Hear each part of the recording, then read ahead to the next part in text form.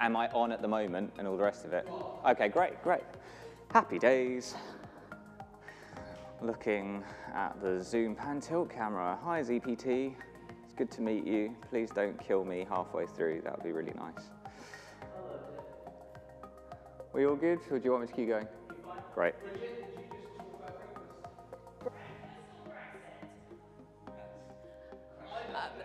Well, I just don't eat breakfast because it is really very pointless.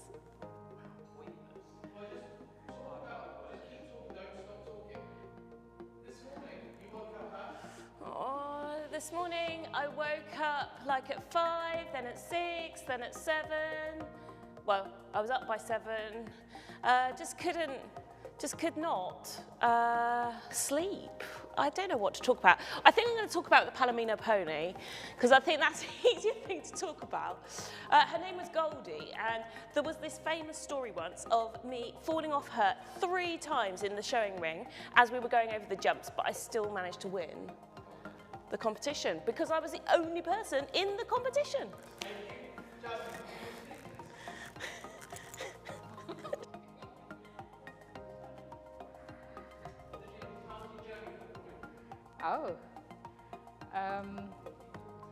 Journey from Manchester, that's a long journey, but had a break in between in Croydon, so meeting with friends and families, so that was lovely. And started my journey from Croydon this morning at 6:30. So.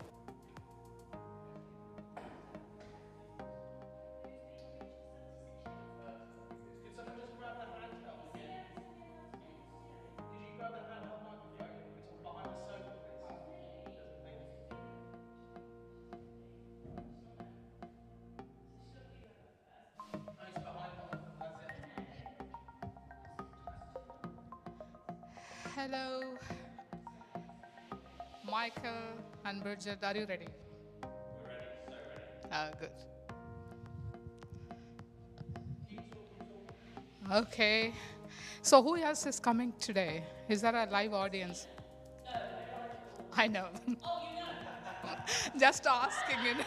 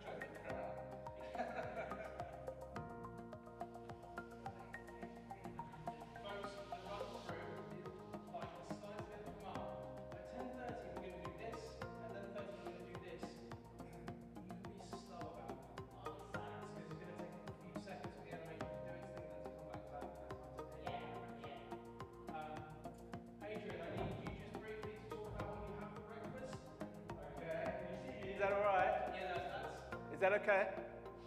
Yeah. We're good to go. Okay. I don't think you're concentrating, John. I had papaya for breakfast. It was very nice. And I had a cup of coffee at home, and I've had 2 cups of coffee since I get there. So if I'm talking fast, that might be the reason. Is that okay? Keep going. No, keep going. Oh man, is this like that program on BBC? What's that program? Perfect. Gosh, now you want me to talk now? You want me to shut up? 15 seconds from now.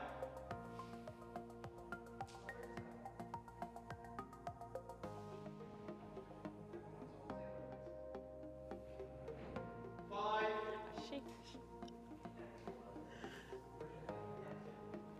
There you go. Oh, welcome everybody. Welcome to our Bible month, looking at the book of Isaiah. Welcome to the event today. We join you from Salisbury Methodist Church, which has a rich history of Methodism going back 250 years, when 2 men arrived in Salisbury on horseback and preached in Salisbury town centre. One was John Wesley, the founder of Methodism, who visited Salisbury about 40 times and whose signature can be found on the title deed of the church here. The other one was Sir Francis Asbury, the founder of American Methodism, who came to Salisbury in 1771. And so Salisbury Methodist Church has a history of Methodism that stretches back 250 years. And we're fortunate to be in the church this morning, but joining with people from all over the connection, folk from the bright lights of urban Liverpool, urban London, and the depth of rural life in places like Torrington in Devon. As some of you are meeting together today, I know we've got together in groups in your church or in your homes to be a part of this, and that's really exciting. And of course, some people are taking the chance just to join us on their own, from their own little place. Don't think of yourself as being on your own. Think of yourself as joining this great community of Bible month studying people stretched across the connection. It's good to be with you. It's good to journey with you today, as well as to journey with you through the book of Isaiah as we prepare ourselves in this exploration that is to come. We're going to look at the book and see how studying it well can enlighten us in our discipleship, enlighten our worship leading and our preaching, and help in us to enlighten others as they study with us. We're going to be joined by many friends today who are going to help us along the way in this journey, and I'm going to ask Bridget if she'll tell us about them. Yeah, but before I do that, I'm going to ask you to get involved from wherever you are joining us this morning. We want to know if you are joining us as part of a group, as those groups in Liverpool and Torrington are meeting. We know you are meeting, but we want to know who else is meeting in a group. So if you are meeting a group, would you mind contacting us? And you can do that through the chat, on the live feed, on YouTube, and on the WhatsApp feed, which you will find details of on the screen just coming up shortly. We want you to get involved with the conversations as we go through today. We want to pretend that we are all in this building together. And we want your questions for the speakers. So as we're going through this morning, I want you to be giving us those questions to our speakers, those things that popping into your head, the things that you are thinking are important to ask our speakers. So let's have a look at our running order today. Right, well, first of all, we're going to start off with Michael. And Michael's going to be giving us an introduction to Isaiah. We're so pleased to have Michael with us as one of the writing team with Bible Month as well. So that is so good that we have got Michael with us doing that. Later on this morning, we have a time for a break, which is going to be really important for you to just be able to reset, but to be thinking of those questions. I can't say it enough. We need those questions through on the live feed too. We're then going to have input from Jasmine, and we are also going to have other things to do with justice. We're going to look at justice as a theme. We're then going to have some other insights of the voices within Isaiah. Later on this afternoon, you're going to have time to think about, as a local preacher or a worship leader, how you connect with the book of Isaiah, how you use the resources that are in this booklet to bring about change within your services. How can you breathe life from the book of Isaiah into our services? Then we'll look at pioneering. And we're also going to look at evangelism. So we've got a really action-packed day, I think. It's really going to be good. I really am looking forward to it. I'm excited about the potential for today. So I think it's now time that we hand over to Michael.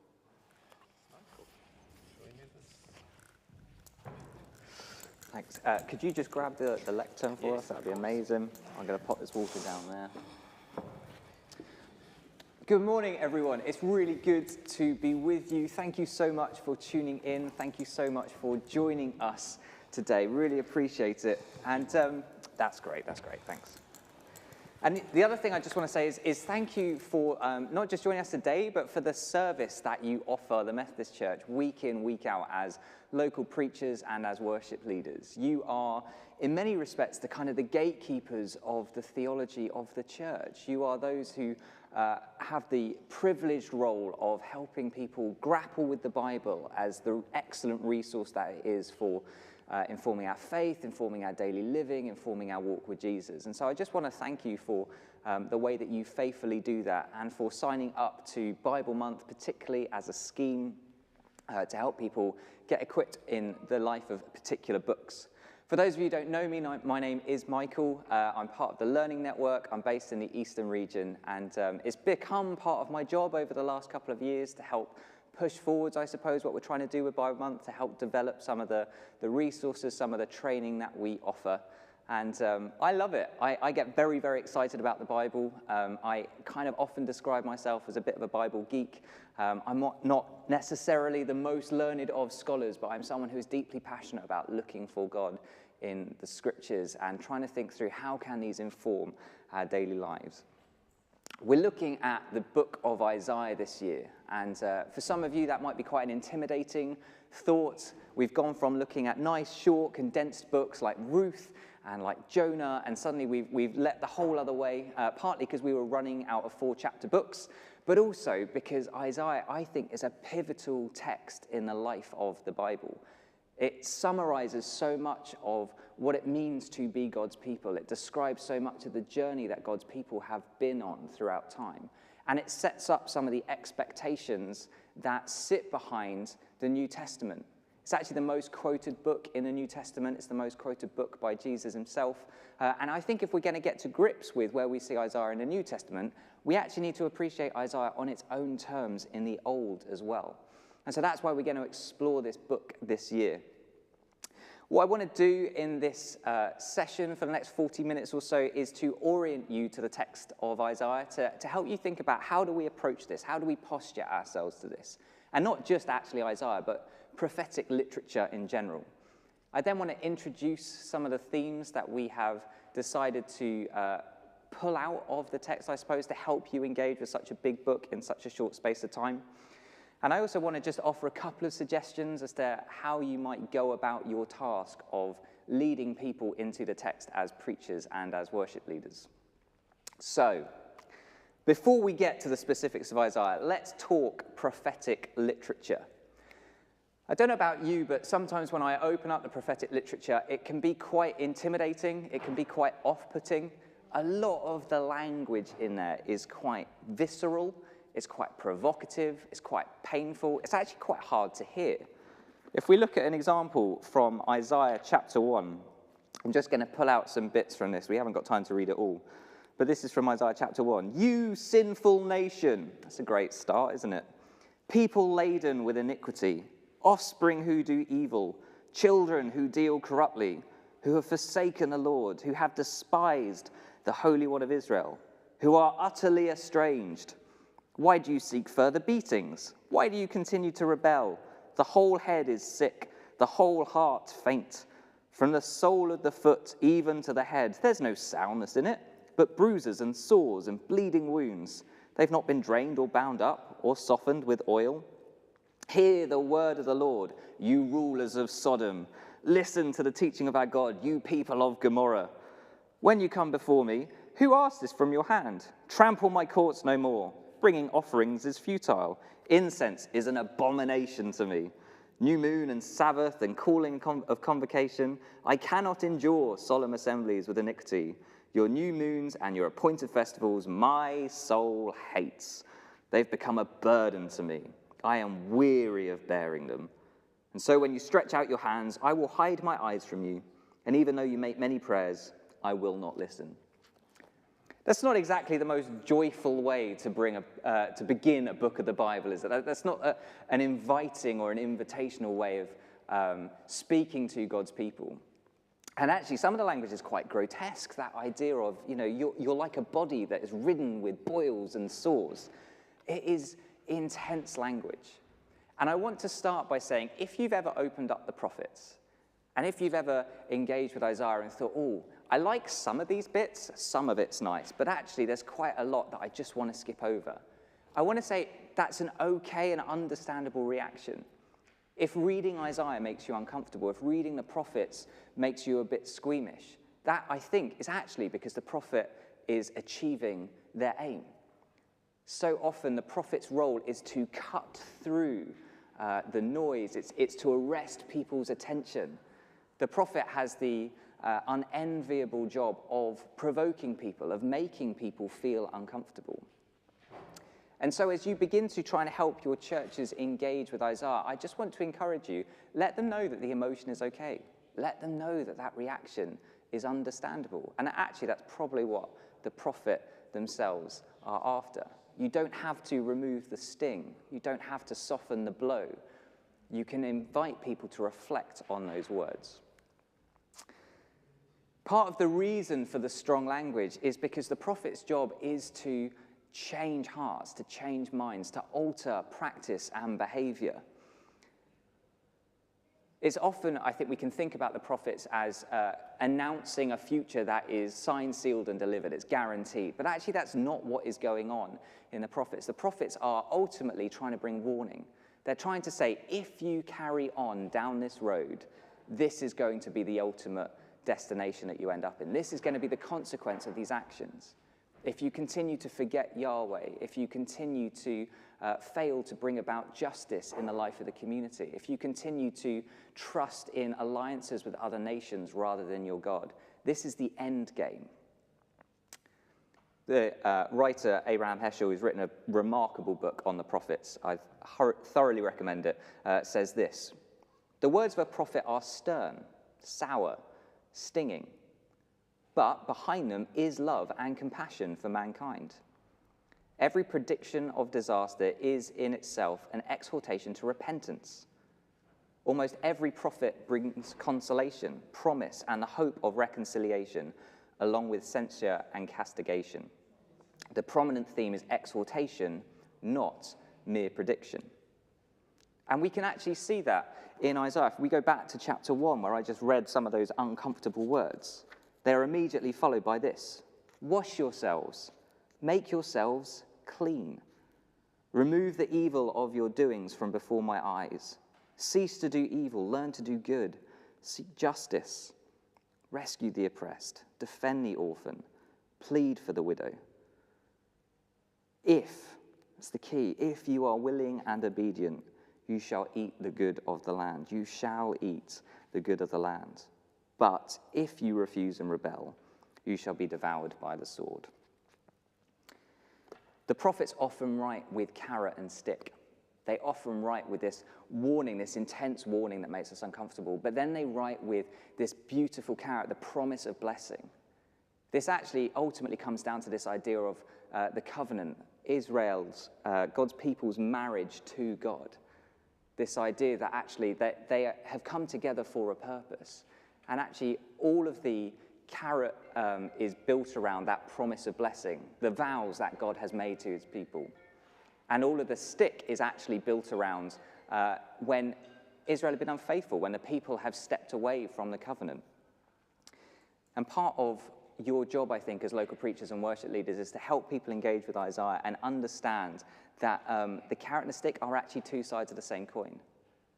They're actually all bound up in the same loving relationship, even though sometimes it might be a little bit harsh and squeamish. Another key, I think, to engaging with prophetic texts generally is understanding that the words are given to a community. They're not actually just given to an individual person. And so when we read some of these harsh passages about kind of sin and condemnation, that's not aimed at one individual for a couple of slip-ups. That's not aimed at one person who is trying to be made to feel really guilty. It's being aimed at an entire people group. And it's not being given in a single point in time necessarily. It's normally given, it takes quite a lot, I think, to provoke God to the kinds of levels that bring about some of these prophetic utterances. So there's something about receiving this as a community, not just as individuals. Both the carrot and the stick we can take something from that. It's not that we can't see ourselves within that. It's not that we can't engage with the blessing. It's not that individuals don't need to heed the warnings, but it's just recognizing actually that there is a bigger picture going on here. There is a whole community of people around us. When God is saying this to all of God's people, generally speaking. Actually, if there are any individuals that particularly need to hear the words, it's the rulers, it's the leaders, it's those who have much more influence over the life of the community. It's those who have the ability to affect the culture. Those of you who, I'm sure there's loads of budding Instagram influencers among you out there. You know, it's those people who are affecting the community way of being who need to be particularly careful. We can see an example of this play out quite nicely, an example of how these three levels interact in chapter 5 of Isaiah, which is known as the Song of the Vineyard. This is a passage in which God is lamenting the fact that God has poured God's self into the people of Judah, has given so much time and effort and energy, and yet the fruit that has been looked for, what God has been working towards in the life of the nation, hasn't come to fruition. We read in verse 7, "The vineyard of the Lord of hosts is the house of Israel and the people of Judah." That's the nation side. We then hop down to verse 14. "Sheol has enlarged its appetite and opened its mouth beyond measure. The nobility of Jerusalem and her multitude go down." So that is the targeting of those leaders, those influencers, those who can impact the life of the community and shape how they exist together. But then in verse 20, "You who call evil good and good evil, who put darkness for light and light for darkness, who put bitter for sweet and sweet for bitter." There's lots of us who can potentially identify with that. That's not necessarily just the leaders. That is the individual who needs to potentially hear those words. So we can see this interaction of leader, nation, and individuals involved, but we need to remember that by and large, these words are received by the whole community. Isaiah himself, particularly in the first part of the book, is a royal courtier. He is speaking to the leaders in what he's saying. And we need to be careful to remember that this is the leaders of Judah.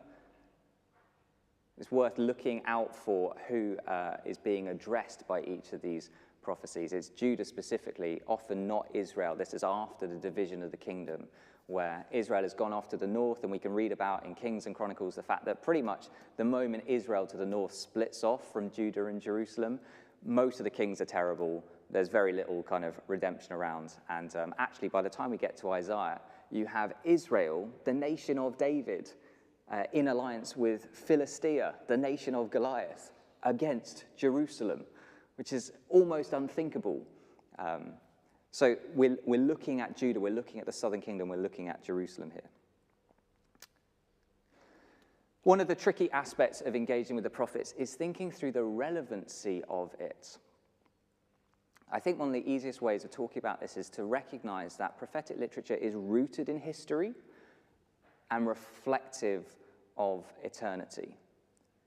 There's the classic, quintessential example of people taking prophetic writing out of context and instantly wanting to apply it to themselves is that Jeremiah 29 verse 11 passage. "I know the plans I have for you, declares the Lord. Plans to prosper you and not to harm you. Plans to give you hope and a future. And we love looking at the poster because it makes us feel better. And we put on a bumper sticker on our car because, that's a form of evangelism. And, we give it out on postcards for people to stick on their fridges. And it's not that God doesn't have plans for us. It's not that God doesn't have good things for us. But again, it's that God has good things for the whole nation. And that promise comes just before the entire people group are taken off into exile in Babylon for 70 years. So God is saying, hey, I've got plans for you, but you're going to have to go into exile first. I want to prosper you, but first there's going to be a fallow period where things are going to feel a bit dire. And interestingly, note that the people who receive that prophecy, the people who hear God say, I've got plans to prosper you, they don't get to see that season of prosperity. That entire generation would die in exile. Again, we need to remind ourselves of the community focus, of the generational focus. This is God's covenant commitment to the people, not necessarily individuals or individual generations. Another classic example for me is in Isaiah chapter 43, where we see this idea of, let me read it to you actually. Isaiah 43. This is a passage which I come from a charismatic background, and we really like this bit. This is reading from verse 18. Do not remember the former things, or consider the things of old. See, I am about to do a new thing. Now it springs forth. Do you not perceive it? Now, I've heard that preached so many times when a church are about to enter into a new teaching series, or when they've got a new building project, or when a new minister's come to town. This idea of, see, I'm doing a new thing. And again, it's not that God isn't doing new things in the life of our churches, but we need to be careful and nuanced when we want to co-opt those words that were given to a particular nation at a particular time, under particular circumstances, before we instantly apply it to ourselves. The new thing that God is talking about there is pulling the people out of their exile in Babylon. So the new things happened. God did it already, a couple of thousand years ago. What's interesting is Isaiah actually describes that new thing in terms of old things. The language around that is, I'm going to make a path through the desert. I'm going to make springs of fresh water come up in the wilderness. I'm going to draw out chariots and horses, and I'm going to quench them. I'm going to extinguish them. That's the language of the Exodus. So Isaiah is talking about a new thing, but he deliberately talks about it in terminology that is familiar and old to try and help people think, okay, this is what it's going to look like. And Isaiah's promise is actually, hey, God is with you, and as a demonstration that God is with you, that God is for you, he's going to do something which will eclipse that thing that's happened before. You're no longer going to have to remember that because there's going to be a new thing for you to remember. We see another interesting thing like this take place in Isaiah chapter 7. This is a verse which probably will be quite familiar to you because it is read almost every year. This is taken from chapter 7, verse 14. The Lord himself will give you a sign. Look, the young woman is with child and shall bear a son and shall name him Emmanuel. And our temptation is to read that and to think, hey, that must be talking about Jesus, right? And we forget that it had a place in that original context. Isaiah there is actually talking to Ahaz, who is nervous that, as I said earlier, Israel and Philistia are putting pressure on Ahaz, king of Judah, to side with them and rebel against the empire of Assyria. And Ahaz isn't sure what to do, and so he's umming and ahhing.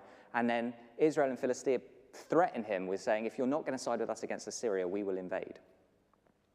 And so Isaiah is terrified, and the prophet Ahaz is terrified, and the prophet Isaiah comes to him and says, hey, if you want to know that God is with you, there will be this sign. A kid's about to be born, and it's going to prove to you that God is with you, because by the time that child is no longer breastfeeding, this whole mess that you're terrified of is going to be dealt with. So the child called Emmanuel, we're actually talking about coming in, 730, 720 BC.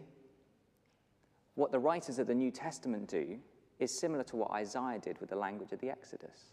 They say, hey, you're looking for a sign that God is with you.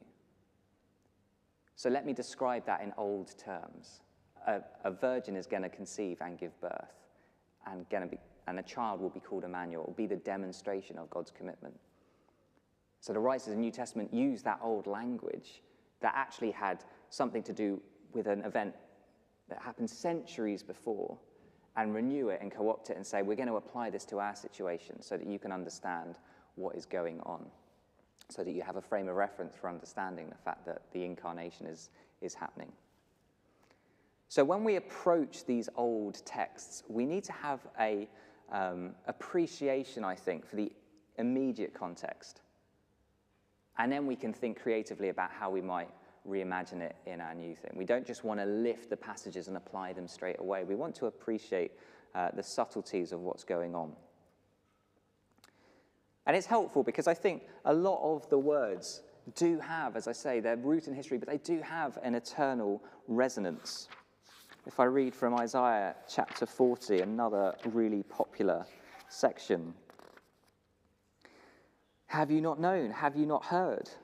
Has it not been told to you from the beginning? Have you not understood from the foundations of the earth? It is God who sits above the circle of the earth, and its inhabitants are like grasshoppers. God stretches out the heavens like a curtain and spreads them like a tent to live in. God brings princes to naught and makes the rulers of the earth as nothing. I mean, that's true today, right? Although that emerged in history and against a particular backdrop where people were nervous about all of the different superpowers that were vying over them and taking over the nation and subjugating them, it's still true now. God is still that same God now. Equally, some of the concerns raised have resonance and consistency. Much of Isaiah, as I said, it takes place against the backdrop of the rise of the Assyrian Empire. And there's a real nervousness about what's going on there. And then Assyria is replaced by Babylon. And then Babylon is replaced by Persia. And then Persia is replaced by Rome. And actually, there are still superpowers today vying for national superiority.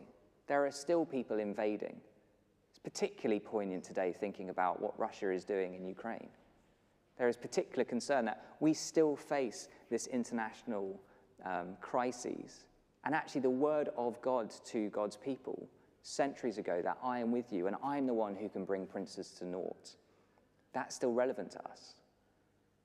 But we need to be careful about what we do with those texts. Maybe that is, I totally believe that's true, but maybe we won't see that in our generation. Maybe that's not a promise to me as an individual, but it is a promise to God's people and the world in general.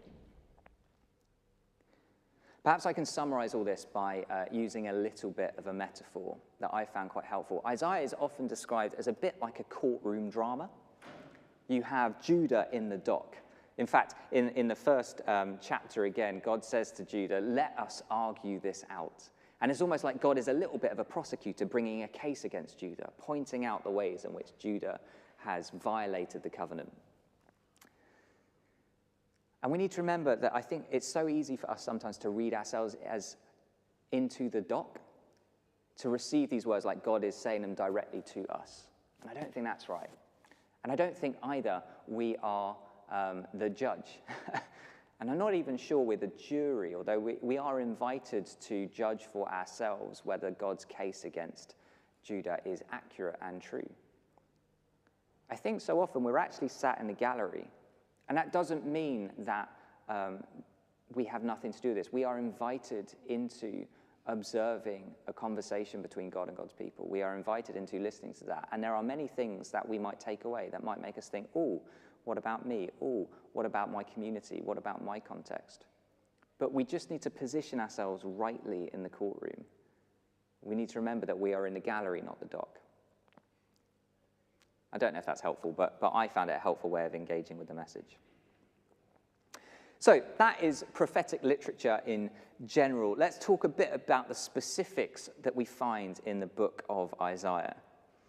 One of the most immediately interesting and fascinating parts of this long and brilliant book is the amount of history it covers, the amount of time it covers. We start off in around 740 BC with prophecies being spoken directly into those situations, and we end up sometime in the kind of early 6th century. So we're covering nearly 150 years plus worth of history in one book. And broadly speaking, actually, the book can be divided into 3 sections around some key markers and some key points and some key moments in time. For that reason, some people would argue that there are multiple authors, or that even there are multiple books at work here that have been compiled together at a later date into one volume. I do find some of those arguments quite persuasive. I think ultimately, though, it doesn't really matter. We receive this as a single unit. We receive this as a whole. And I think there is a clear trajectory and consistency in the theology of the book, in the message of the book, that we can receive it as a whole. But it's still helpful for us to understand these 3 different sections that take place. So the first section, section 1, which is chapters 1 through 39, are set against a very particular season in the life of Judah. It begins in the year that King Uzziah dies. That, in chapter 6, is when we read that Isaiah received his commission as a prophet. In the year that King Uzziah died. And that's a really important marker, because Uzziah's death brought to an end, really, a season of real fruitfulness in the life of Judah. Uzziah was a good king. He was, broadly speaking, a faithful king. He upheld the covenant. Under Uzziah's reign, which lasted quite a long time, 40-odd years, which is pretty good going for someone in the Old Testament. And he expanded the borders of Judah back to roughly what they were before the kingdoms divided. And there was a good level of justice and economic prosperity. Uzziah was a good king. But as Uzziah died, which took a long time because he became ill in later life, and his son Josiah came to the throne and kind of was ruling with Uzziah, and then Uzziah eventually passes away. As that happens, and as Josiah takes over, there is this looming threat from the north of this new Assyrian empire being led by a chap with a great name, Tiglath-Pileser III. I don't know if any of you are expecting children or grandchildren and struggling for a name. I want to put it out there as an option. It would certainly be unique. But Tiglath-Pileser III is leading a rampant expansion of the Assyrian Empire.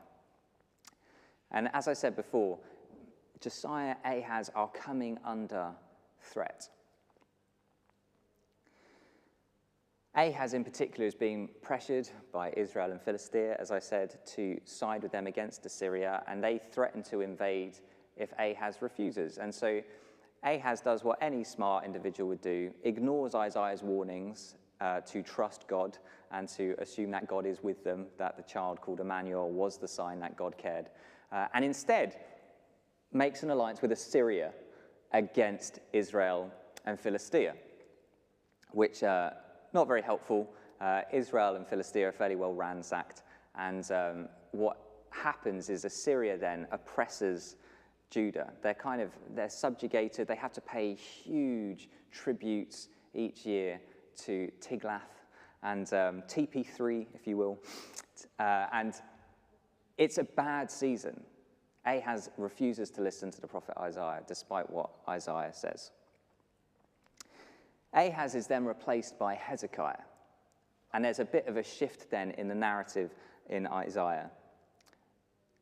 There's a big question as Hezekiah comes to the throne, what is he going to do about Assyria? And Hezekiah trusts in God enough to say, I'm going to stop paying these tributes. I'm going to rely on the fact that God is the God God says God is. I'm going to rely on the fact that God is with us and is trustworthy. And then there's this kind of underlying tension. Egypt come along and say, oh, that was a bad idea. Do you want to side with us? And so Isaiah starts prophesying, don't side with Egypt. And there are other nations going, oh, maybe we should work together. And Isaiah's prophecies keep being consistent. Don't trust in those other nations. Don't rely on anybody other than me. And part of the concern here is the fact that in worrying about their borders, in worrying about their national security, they're absolutely failing to focus on the stuff that really matters, the life of the community. The kingdom began to fall apart under Ahaz, but Hezekiah begins to rebuild it. And then this whole section of 1 to 39 comes to a climax with 4 chapters of straight narrative, basically, where the new king of the Assyrian Empire, Sennacherib, it's not quite as good as Tiglath-Pileser, but it also could be an option for a name. Sennacherib is knocking literally on Jerusalem's door, has been coming down and saying, hey, we're going to ransack you. And the prophet comes to Hezekiah and says, no, trust in God. And Hezekiah rightly does so. And then God miraculously redeems them in the way that God actually has been doing with God's people throughout the Old Testament. Not a single arrow is fired on Jerusalem. The army is left in shambles, and Sennacherib dies soon afterwards. And so we have this period of history that 1 to 39 specifically relates to. And we're actually, we're bringing out a reading plan probably by the end of Easter to help people work their way through the whole book of Isaiah in 30 days.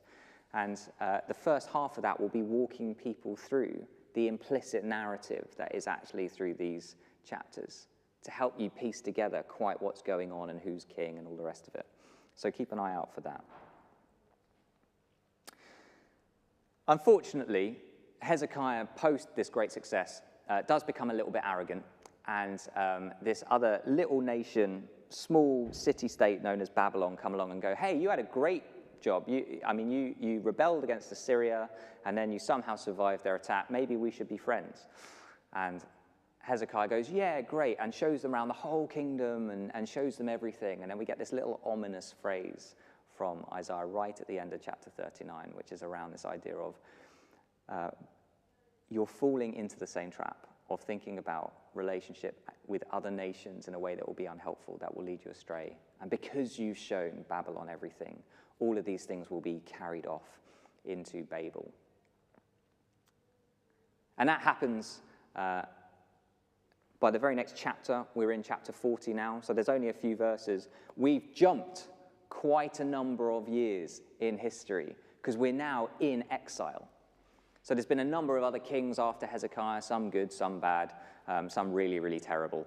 And again, there's a timeline in the booklet that you can see that kind of explains all of that and gives you references to the stories in Kings and Chronicles so that you can follow along what's going on there. But we're now in chapter 40. We're in exile in Babylon. And it begins with those beautiful words, comfort. Comfort for my people, says the Lord. And this is where God starts to fulfill the promise to draw back a contingent, a remnant from the people who were exiled. Take them back to Jerusalem, take them back, rebuild the temple, rebuild the city, and enable them to continue to be the covenant people, to continue to be the chosen nation through which the world will be blessed and ultimately have a revelation of who Yahweh is.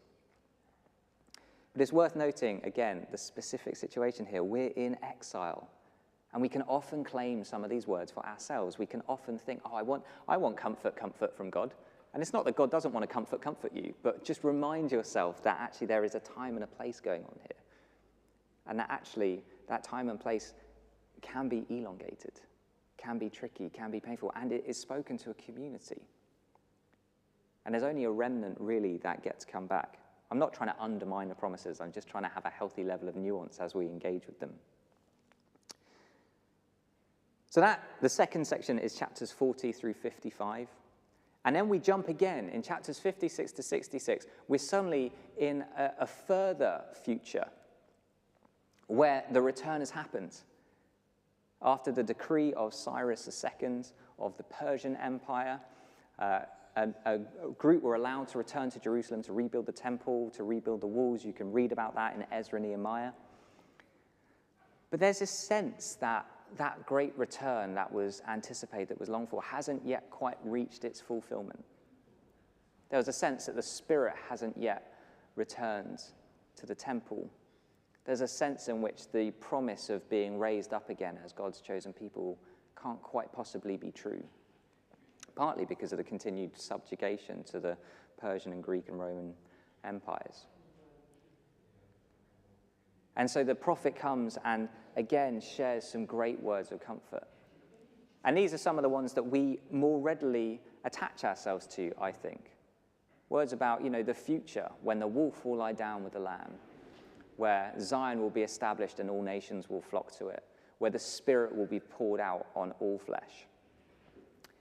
And we're still kind of longing for some of that promise to come true today, aren't we? And so I think we can more readily read ourselves into those prophecies. But again, it's worth remembering that actually these are very specifically the ones that set up the expectations of the New Testament. The New Testament writers see so much of those promises fulfilled in Jesus and the life of the early church. The Spirit was poured out on all flesh in Acts. And we're waiting to see the fullness of that, but it started. And that's why the writers of the New Testament refer to these passages again and again and again, is because they're wanting us to see, hey, the thing that we have been waiting for, the thing that we have been longing for, that sense that things aren't quite as they're meant to be, they're now becoming as they're meant to be. So that's chapters 56 to 66. So how do we begin to engage these stories? How do we begin to engage these sections? I think, picking up on what I shared before, there are just a few kind of tips I would offer you. First, ask yourself as you open up the book, what is the situation and the time here? What are the particular instances that are actually being referred to? And as I say, there's a reading plan that will come out that will help you with that. But cross-reference it a little bit with Kings and Chronicles. Think through, what is going on here? Is this word coming to a people in exile? Is this word coming to a people post-exile? That will give you a nuance to think through, okay, what does it look like for us to co-opt these words now? Who is the subject and the audience? As I said, the audience is often, but not always, Judah or the Jews in exile. The subject actually changes quite a lot. Sometimes the negative words are against Judah. Sometimes the negative words are against Egypt, Babylon, Assyria. Sometimes the positive words are given to Judah. Sometimes the positive words are given to other nations. One of the interesting passages for me is chapter 56, in terms of asking, who are the audience and what is the place and time. As I say, 56 is the beginning of this section that takes place as after the people have returned. And there are these beautiful, beautiful lines in it that describe the people of God being expanded to include those who previously have been explicitly excluded. So we can read in Deuteronomy about the fact that actually foreigners cannot be full members of the people of God, that there is something about the eunuchs that mean they are rejected from the assembly. And then in Isaiah 56, that is undone. That after the people have returned, we see this opening up. I think that's really powerful. I think it's really important that we recognize that that came post-exile. Because what happened after the return was the community immediately expelled all of the foreign women. They blamed them, they used them a little bit as a scapegoat for the reason they went into exile in the first place. So they kicked out the foreign women and their kids. And so Isaiah 56 begins with saying that was just plain wrong. You shouldn't be doing that. This is the decree that God says. Expanding the community to include these people, not exclude them. So it's helpful for us to ask, what is the situation and the time? Who is the audience? And then also to ask, what is the prophet's aim and concern, which is often multifaceted? Is the concern here to prompt God's people to fulfill their covenant responsibilities? Is it challenging the way that they forget those? Is it comforting them because actually the prophet can see that the people are really trying and being restricted from it? And then finally, we can begin to ask, well, where are the crossovers with us today? So again, remember not to try and read yourself into the situation. Remember not to read yourself into the dock. Remind yourself that you're in the gallery here. And you can ask questions like this. Is your context forgetting God and seeking to establish itself on its own terms? Then actually you may want to engage with this particular part. Is your context losing sight of covenant responsibilities but still wanting all the privileges of being God's people? Then there are definitely words in Isaiah for you. Is your context faithfully pursuing God and meeting opposition? Well, then there's words in there for you. Is your context suffering and wondering where God is? Well, then there are definitely words in there for you. Is your context crying out for justice but powerless to bring that about? Well, then there's words in there for you. And it's okay to ask the question, where aren't there crossovers? Where can't we pick up on these words straight away? That's okay. You know, yes, they're in the Bible, and yes, we receive them as part of our heritage as God's people, but it's okay sometimes to read something and say, hey, I don't think that's applicable here. And you will do your congregations massive favors if you can tease out where those crossovers aren't as well as where they are. Because so often people do have that habit of picking things up and just assuming God said this, and therefore this has to instantly sit into our situation now.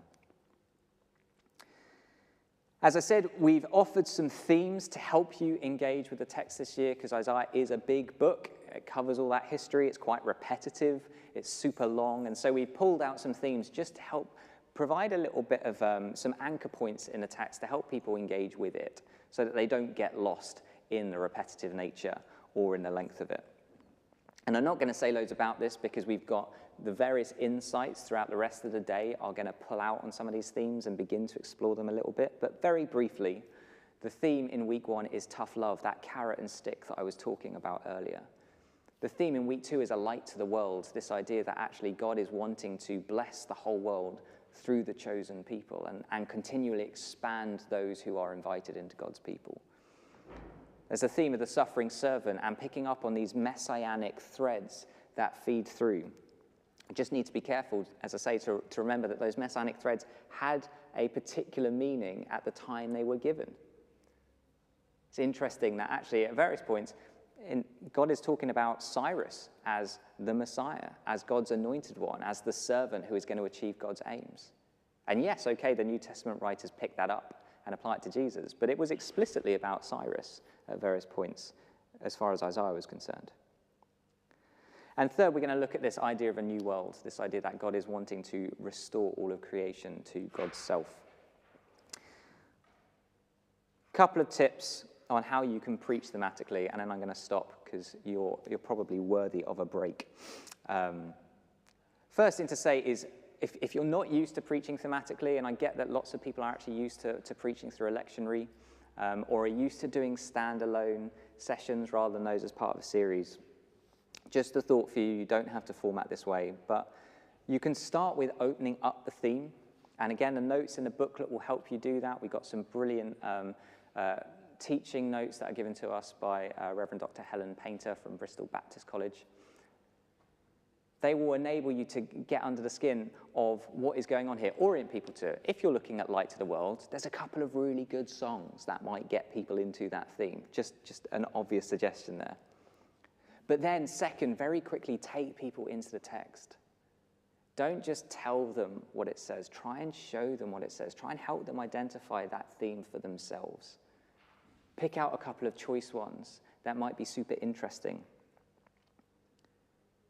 Enable people to kind of reflect on the actual examples. That would be really, really helpful. Third, then, you can start to help people translate that theme into their own context. As I said, explore where there are and where there aren't crossovers. Help people bridge from the meaning that was then into the possible application that there is now. And then fourth, start to lead people into an appropriate response. And that might be different depending on the theme, depending on the text that you've picked out, depending on the church context that you're speaking into.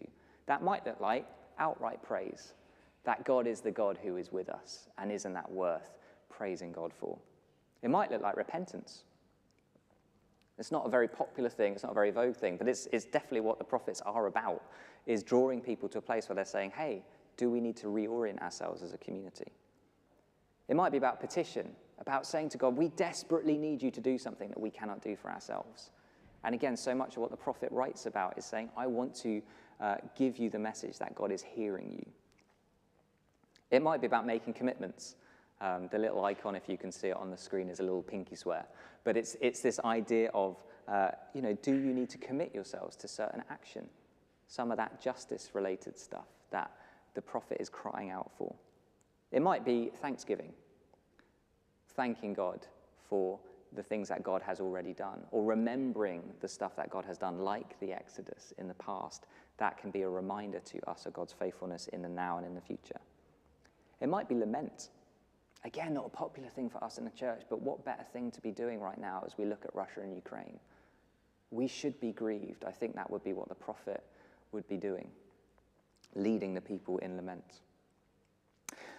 Ultimately, what Bible Month is all about, drawing to a close, is about helping the church utilize the text as a resource for developing their shared faith, developing their walk with Jesus, both as a community and as individuals. And we're trying to engage whole books and appreciate those books on their own terms. And so if you can help people reflect on, where can I see God? What can I learn about God in Isaiah?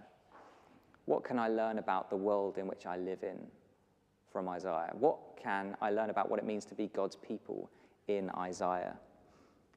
And what might I do about that? If you can do that, ultimately I think you will have achieved what the prophet wanted you to achieve. I think you will have done exactly what Isaiah is hoping for.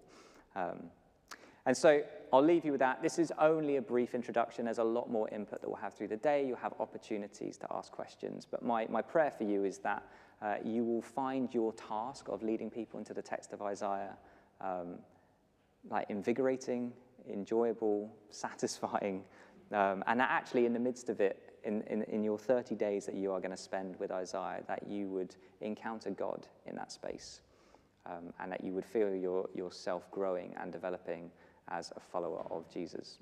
So that's my opening gambit, if you will, and I'm going to stop talking there. But thanks very much for listening.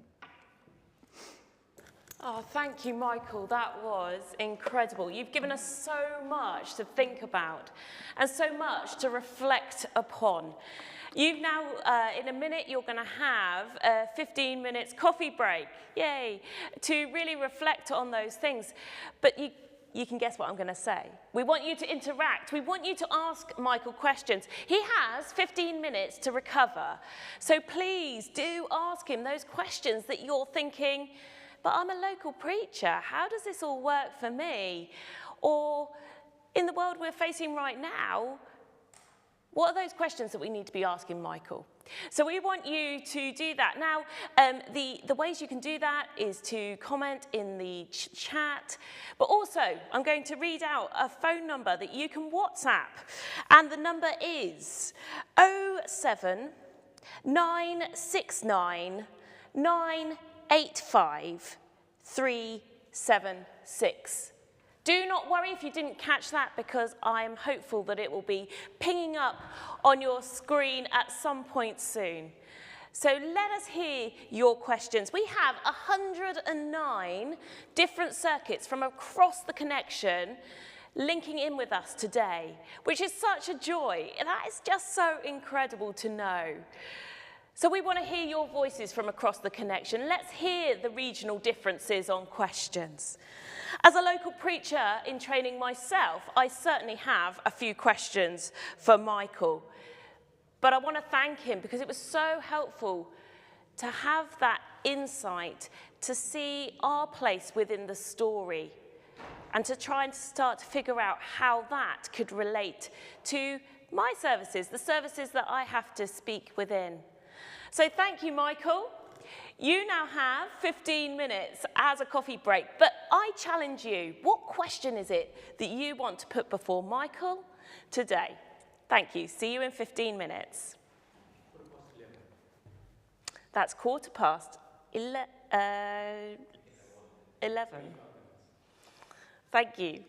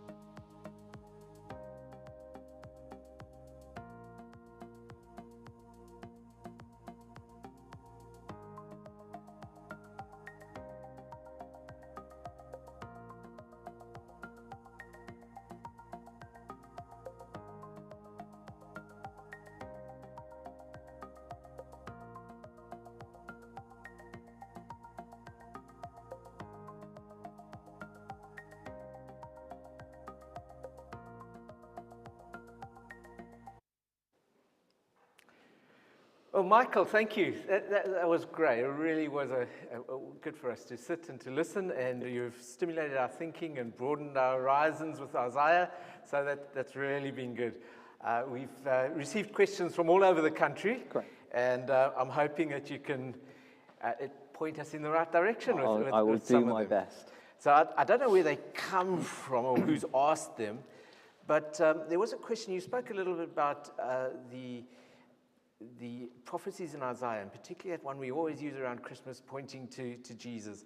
And the question I have in front of me says, do you think that Jesus saw himself as the Emmanuel referred to in Isaiah?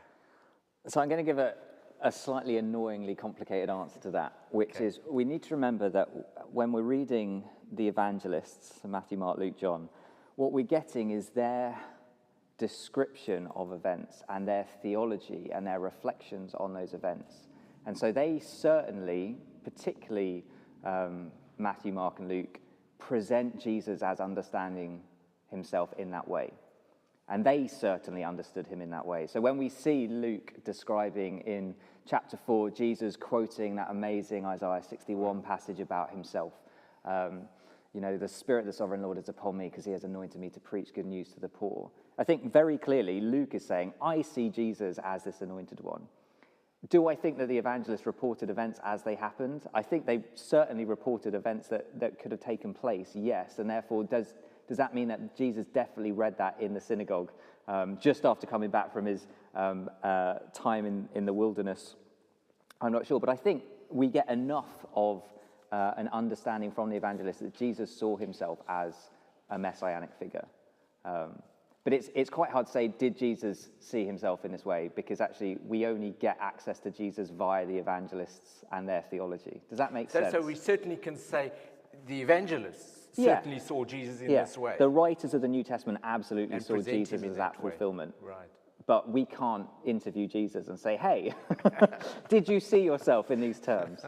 What's interesting, just to quickly go back to that Isaiah 61 passage, is it's worth looking at the nuances as how the evangelists utilize Isaiah. Which bits do they quote? Which bits don't they quote? So after Jesus says in the synagogue, the Spirit of the Lord is upon me, he quotes almost all of it and then misses out the bit that says the day of vengeance of our God. And so he says, I'm not here to bring about the day of vengeance. And then the crowd rush him and try and stone him. And I wonder whether part of what's going on in that passage, and Kenneth E. Bailey's an excellent scholar, has talked about this, maybe what's going on there is that actually he's being rushed because he's misquoting the scriptures and missing out the bit that actually his audience were hoping for, that God would bring vengeance on the nations. And Jesus is saying, hey, I've come to bind up the brokenhearted. I've come to help the blind see. I've come to help the lame walk. But I'm not going to bring about the vengeance piece. So it's interesting thinking how the New Testament writers use Isaiah. What do they quote? What don't they quote? And how do they change some of those quotes too? Thank you. That's really interesting. It sort of leads into another question which was asked, which was, you spoke a bit about, right at the beginning, the language of the prophets generally, and how often that language is, it's not so much inviting as invitational, as sometimes it's quite violent, it's quite off-putting. How does that work in the context of church growth and evangelism? Yeah, so I think what's interesting, and again, this is thinking through the audience, particularly when you ask, how does it work with evangelism? We need to remember that the prophet is speaking God's words to God's people. These are people who have already signed up, that have said yes to covenantal relationship with Yahweh. So there is a frame of reference for them. When God says you're not doing this, he has a right to hold them accountable to the things that they said they would do. Okay. When God is angry with them for essentially betraying the covenant, there's a viable reason for that. In the same way that, there is a viable reason for a husband or a wife to get frustrated with a spouse when they have, not been faithful to them. And actually to not react in that way would be strange. So in terms of evangelism, it's worth thinking through, this is God speaking to the people who have already said yes to God. So we might want to be careful, therefore, what language we do use, because it's given to insiders. In terms of, say, church growth, I think, again, there's a lot of language in the prophets of, hey, don't be so concerned with your own self-preservation Don't be so concerned with your systems and your structures and your politics and where your money's coming from and who your trade partners are. That, all of that sort of thing, the prophet is trying to say, actually, your primary focus is the stipulations of the covenant. Love God, love people, take up the case of the widow, look after the orphan, care for the foreigner amongst you, and the rest of that stuff will kind of take care of itself, or rather, God will take care of it on your behalf. And so when we're talking about church growth, I think there is a really helpful warning there for us to not be so concerned about particular programs or structures that we fail to just do the loving God and loving others bit. Right. Okay. Well, thank you. Yeah. So that led my thoughts to two questions. I hope my eye falls on them, because at one stage you spoke about the prophets being addressed, sort of addressing all of God's people, and almost in the same sentence you spoke about it being addressed to influencers and those with power. And that seems to be two different groups of people? Sure. So when I say who being addressed is the whole community, but often the prophet's words are addressed specifically to the people who shape the life of that community. Okay. So I think when God is turning around and saying, you're not taking care of the orphan, I don't think God is speaking to the orphans at that point. Sure. I think God is speaking to the people who have the opportunity to work out what are the systems and the structures that are going to be to do the care piece. And again, it's particularly the Isaiah speaking in 1 to 39 is addressing the royal court. You know, is before the king saying, hey, this is God's message to the people, but it's the king who has the responsibility of carrying that through. One thing that might help with this is understand that the Bible operates with what's called a federalist understanding. It's okay for there to be a figurehead of the people who represents the people. That's actually why Jesus can represent us, if you like, as the new Adam, because of this federalist principle that Jesus can go before God on behalf of all the people. And so the king and the nobility represented all the people. So it is, by addressing the nobility, the whole community is addressed. Does that make sense? Okay. So just, there were a few questions about the relevance of prophecy for us today, and I'm going to just push you a little bit further there and just say, so how do we sort of engage? The prophetic words are to the community rather than individuals, but we're all individuals. So how do we find that balance between this message that we might have for the community, for our nation, but the fact that I'm one individual worshipping in a little village in the south of England? Yeah, so I think I do want to separate out a little bit.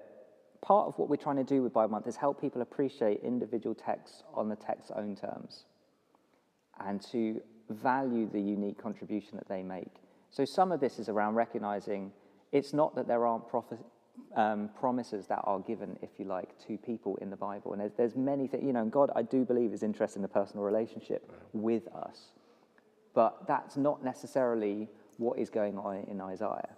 Okay. Isaiah is still, I believe, speaking to a community. Now, as members of the community, individuals were recipients of that blessing or were recipients of that warning or that judgment or the castigation.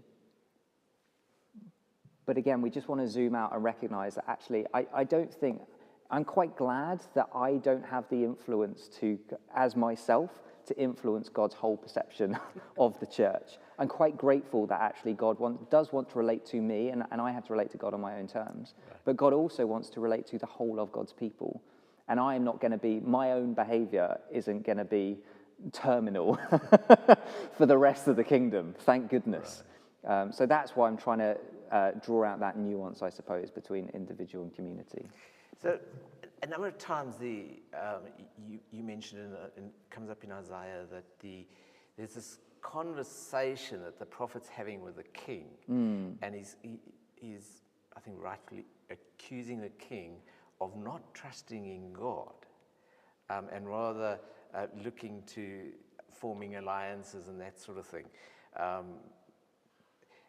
What does trusting God look like for a nation if it's not about, and clearly not about warmongering and political alliances? So what does trusting God look like for a nation? And perhaps if you want to go there, what does it look like for the UK in 2022? Such a good question. I think, again, I want to be clear that Isaiah is addressing the signed up community, the covenantal community of God. They've said yes to God.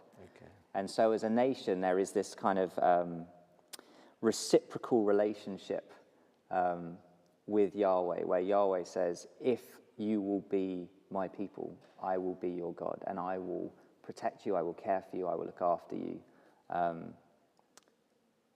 So I don't think it can instantly be translated to the UK, because I don't think the UK as a whole political entity has said yes to God. Yes, we have the Church of England, and yes, nominally we're a Christian nation, but it's not like we've necessarily, the UK isn't the covenant people of God. Does that mean that God is not interested in the life of the UK? I don't think so, because again, we see so many of the words of the prophet in Isaiah is about, hey, I am in control of the nations. I can raise up a nation as I want. I can bring a nation low if I want. I am the one who can kind of, breathe into the life of princes and kings. And so I suppose, what does it look like for the UK to think about? I think that's prayer, that's petition, that's saying, hey, God, well, if you are in control of the nations, we need to see that play out in this context. If you are in control of the nations, we need to see that play out in the Russia and Ukraine situation, because we can do certain things, but we can take in refugees into our homes, and there are various ones of us who are doing that, but we can't necessarily lay the nations low. Yahweh, if you say that's who you are, we're going to have to trust you to do that. So I think trusting in God looks like that. And again, just to say, it's the politics of Judah that is in question here. And because it is the politics of the people that have signed up to say yes to God, I don't think we can always translate the nation of Judah into the nation in which we're resident. I get that, and it's important what you say. I understand about saying these are the signed up people, and there is this kind of discrepancy because the signed up people are a nation. So there is that sort of fuzziness to it. But I'm still wondering to the extent to which we could look around our society and say, our this law or this part of our culture actually doesn't reflect faith in God, or what's the word, trusting God. And I think, so that goes back to the foundation of the covenant is that there is a singled out people to bless the nations. There is a singled out people to bless the whole world. And so part of God's covenantal concern is, to what extent are you doing that? And actually the end game of Isaiah is that all nations will flock to Mount Zion, that everyone will have the revelation of Yahweh, that everyone will become one people, that there will be peace. And there will be justice. And so I think we do have a responsibility as the people of God present today, not necessarily as a defined nation, but as a defined people group, the church, capital C, to be the representatives who show Yahweh to the world. And so I do think we have a mandate, if you will, to speak into situations where we think, hey, this is actually oppressive, this is unhelpful, or actually this is wrong. And we do that to try and point the world to Yahweh, that Yahweh will be made known. Thank you. Thank you so much. Can I ask you one more question? Absolutely, yeah. One more question. So if by chance I wasn't interviewing Michael today and it was actually Isaiah sitting in the chair there, what might be, in the last 15 seconds or so that we've got, what might be Isaiah's message to us? I think the central theme of Isaiah is, are you going to trust me? Are you going to trust God? Not Isaiah, yeah. Are you going to trust Yahweh? Do you believe that Yahweh is who Yahweh says they are? And are you going to trust them? And actually, ultimately, that is what you have to put your faith into. And it doesn't mean that then there's not action to do with that. But ultimately, God is in control. Do you believe that? Thank you. I think that's an excellent place to leave it. It leaves a great question for us as preachers, as worship leaders, as Bible study leaders, to take into our groups and to ask the question, wherever we might find ourselves, are we going to trust God in this thing, in this place, in this time? Thank you.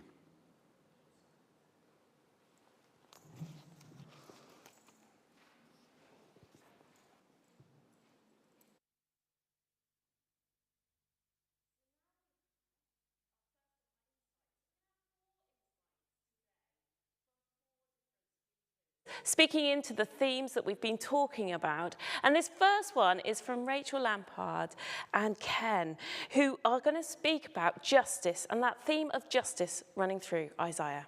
Thank you.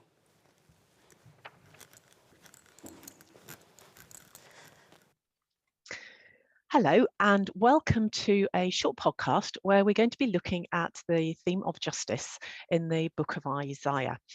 This is going to be explored further on in a webinar that's going to take place on the 9th of June at 7 o'clock. But this is a kind of a taster and introduction. My name's Rachel Lampard, and previously I've worked for the Joint Public Issues team, an ecumenical group which helped the Methodist Church to engage with issues of justice and injustice in the world. And currently I'm running a project called Walking with Micah, one of the other prophets who talked about justice, helping the church to explore what it means for us to be a justice-seeking church. And I'm joined today by somebody who's going to help us explore what this means in some depth, by Ken Howcroft. Ken, would you like to introduce yourself, give a bit of background about why I've invited you to come and help us with this? Hi, Rachel. I'm Ken Howcroft. I'm a Methodist presbyter, former president of the conference, and I have in the past taught in a theological college. My field is New Testament, really. So with some trepidation, I'm daring to dabble in the Old Testament. But since the Old Testament underlies much of what's in the New, and we New Testament scholars have sometimes in the past only looked at the Old Testament through the eyes of the New, and there's much more to it than that. So I am quite fascinated by this topic, and I'm a member of your reference group on the Walking with Micah project as well. So we're both going off script and playing with Isaiah as well as Micah. We are indeed, we are. So do you want to start us off and tell us a bit about the book of Isaiah and what we should be thinking about around justice and injustice? Well, I suppose the first thing to say may be shocking to some people, but there's not much about justice in the book called Isaiah. When you scratch at it, though, you find there's lots of things in it which are relevant to our issues of justice, but we do perhaps need to catch hold of what it is Isaiah actually talking about. And much of Isaiah has three sort of basic themes. One is that God's people are living as if they can ignore God's demands on their life, but they still think of themselves as God's people. Second theme is that the consequence of that will be that God will let them face the doom that will result from that, or that God may even actively bring that doom upon them. And that's an unpleasant bit of message.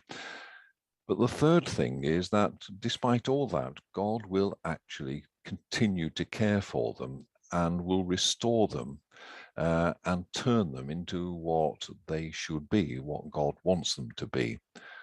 And that's three really basic themes in Isaiah, and at different points in the book called Isaiah, different ones of those get emphasized, but they're all there all the way through. And then they come together in chapter 5 and the opening to chapter 5 with the lovely story there, which actually in the New Testament Jesus picks up and uses, but it's the story of the vineyard. And despite being cared for and tended for and looked after and every good thing being given to it, this vineyard steadfastly refuses to produce fruit. And there's the story of the people not living as if they can ignore God's demands on their life.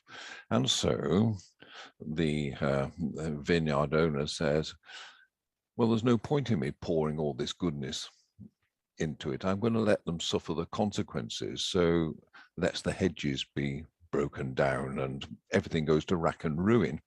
And then Isaiah makes it plain that the vineyard is the people of God, and the owner is God.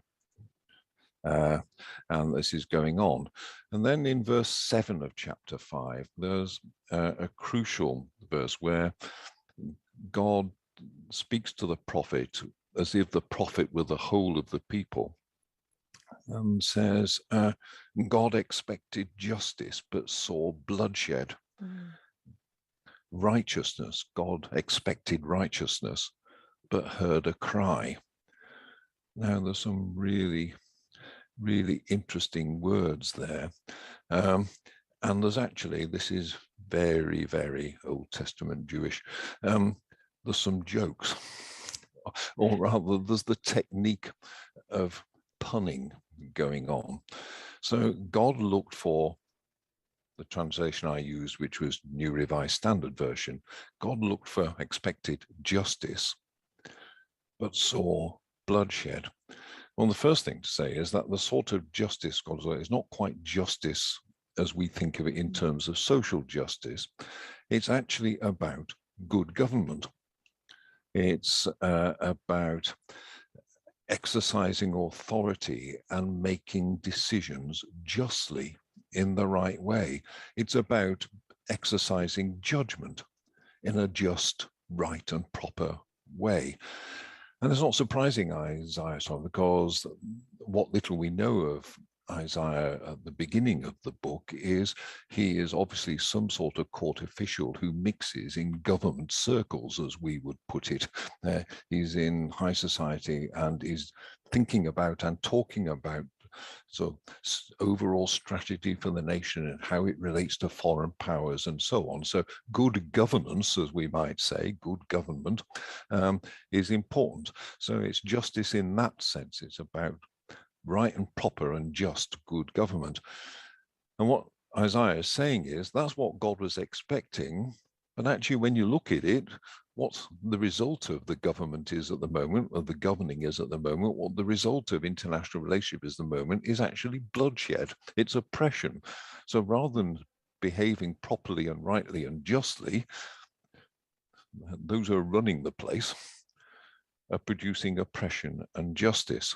Well, that's a really sharp thing to be saying. And the word for bloodshed is only a couple of letters different to the word that we've translated as justice there, and that's where the pun comes in. And there's an important point there, because people might not have noticed that the high rhetoric and high ideal of the beginning is turning something almost contrary to it, because there's very little difference in it all. Then the second word you look for, which is translated for us as righteousness, again, that's not righteousness as we so much as we know righteousness in the New Testament terms, or the way we've come to understand it. It's about doing the right thing in relationship to God and your own community.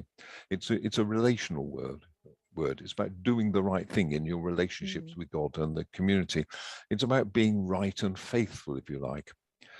So if you put those two words and what happens with that word is, again, just by changing a couple of letters in it, as it were, the word for righteousness there becomes the word for a cry. And that word for a cry is the word used in the Old Testament for the cry of the people of Israel in Egypt when they were enslaved and oppressed, and they cried out and God heard them and brought them out. And Isaiah is saying, actually, that was in that story, the cry was when you were oppressed by a foreigner power. Now we're talking about what some of the people of God are doing to the others, which is making them cry out. So God was looking for right relationships in relationship to God and the community. And what you've got is some of the community oppressed. So you put the two words, the two things that God was looking for together, you get something like a faithful exercise of power in the community, is what God is looking for and not getting. Now, for me, that's pretty powerful stuff, and not without its relevance. It really is, isn't it? A faithful exercise of power in our community. That's the idea of justice that we're hearing there from Isaiah. and also the message of saying to God's people that if you are not living as God wants you to, there will be disaster. But then later on we hear about the message of hope as well. So if we're talking to preachers, what is it that we learn from this, that we can draw from this? We're in a world now where we're well, Ukraine is at the top of our mind, but we can't forget challenges around climate change, around the way that we choose to live together in our own country. All of these have relevance, don't they, to issues of how we exercise authority, how we notice injustice happening. How would you help to guide preachers responding to what we see in Isaiah, Ken? Well, it would be a very interesting question for all the people who watch this, and I would love to hear the answer, but I wouldn't dare, if I was there, to ask the question is, how often do people hear these sort of things dealt with when they go to church on a Sunday?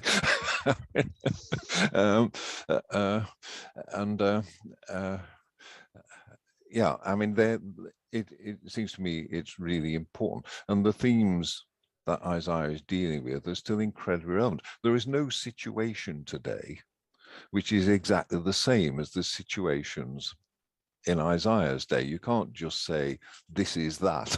But the themes and the issues are very relevant today, as you were just hinting in all these things. So as I wrestle with, the problems of Ukraine and so on and so on, I sometimes find myself going back to the images and pictures in Isaiah.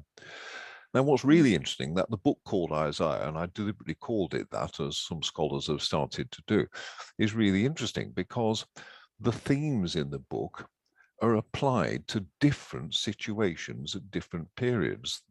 There's a set of things at the beginning where this court official, or whoever he is actually dealing with the political and general situation of his day. That was a day when the people of God had a northern kingdom called Israel and a southern kingdom called Judah. The prophet was based in Jerusalem, in Judah. The two kingdoms were, north and south, were still just about hanging together, a sort of united kingdom, just, but under pressure because of the world situation. And the foreign powers, and King Ahaz, much to Isaiah's disgust, is prepared to let the northerners just go hang, as it were, while he pulls up the wall around his own territory, and he is prepared to start doing deals with these foreign powers to support him, but never mind the north. Now, that's happening then, and this is before the great doom occurs. But later on in the book of Isaiah, there's lots of things which seem to apply to the situation, possibly even 150 years later, when the doom has happened. And so the emphasis shifts to but God is still caring for you, and God is there, and God will restore you and will help you become what you should be. So the emphasis shifts at that point. But the basic themes are being applied to each new context. Now, if that's happening in the book of Isaiah, and there's actually a set of things in the last few chapters where it happens again in another context, if that's happening in different contexts, even in the book called Isaiah, where these basic things are being worked out by different people in their own context, that's preaching.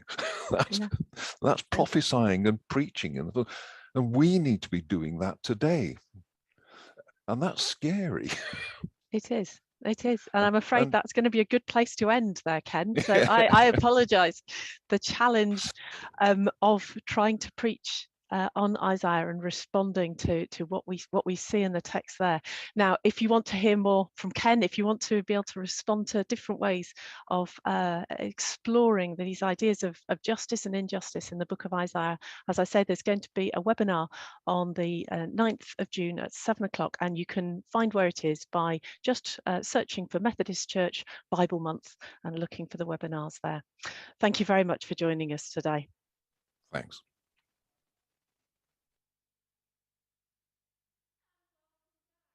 you to Rachel and Ken for that. That is just totally incredible. Thank you, as always. Such clear speakers into this world of justice. Rachel there was talking about an event on the 9th of June.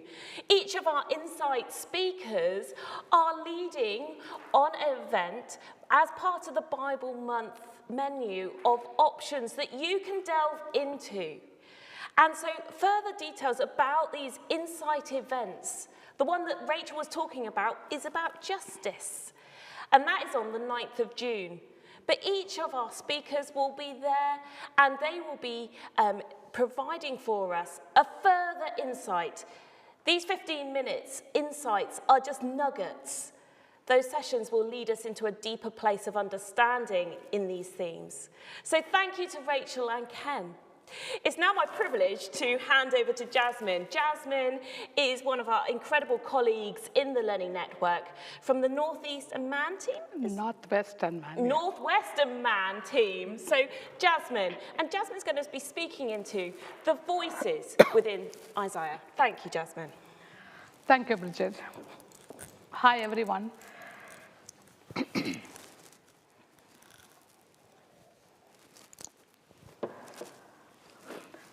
And there are different ways in which we read biblical text. So I'm going to kind of give one example of how we can interpret and read the biblical text, which will be helpful for local preachers when you prepare your sermon.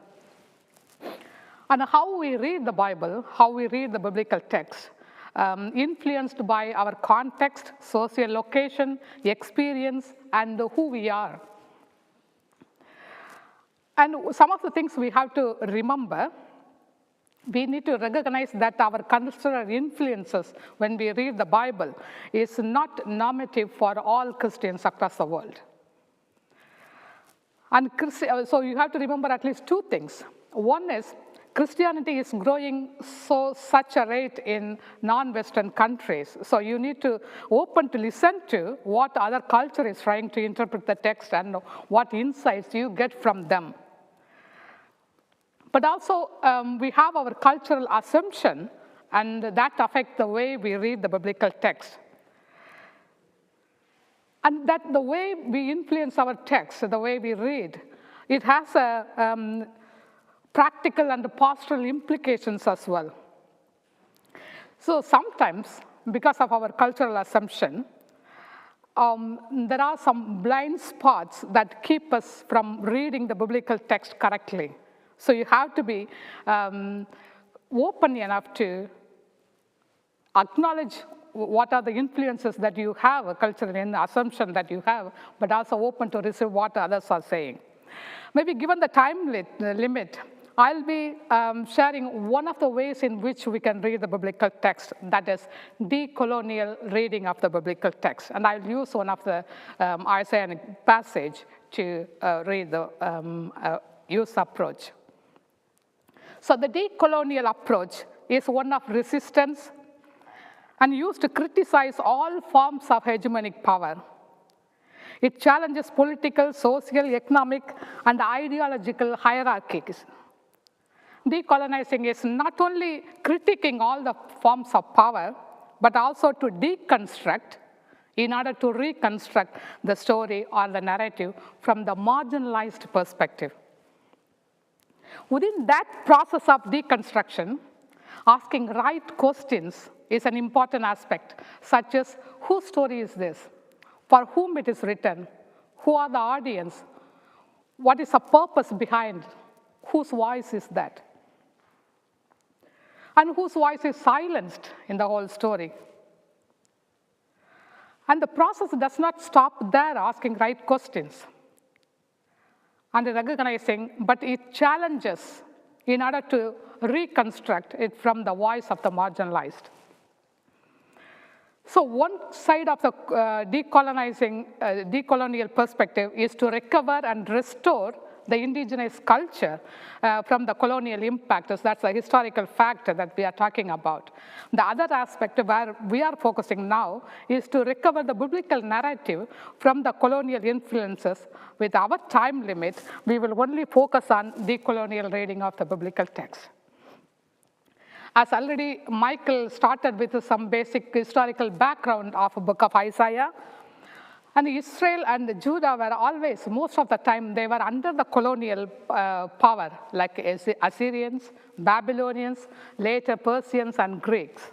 And at least the book of Isaiah covers these main three colonial powers, Assyrians, Babylonians, and Persians. So we need to conceptualize the fact that the Bible is an imperial product, and it comes from colonial context. And it is written in favor of ruling class and their practices.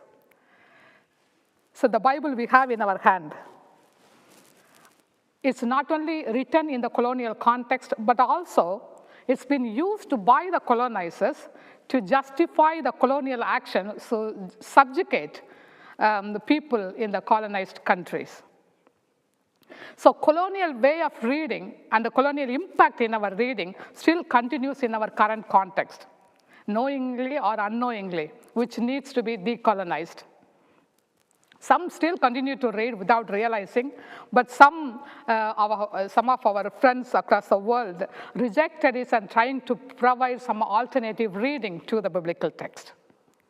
And decolonial reading is one of those such alternative reading.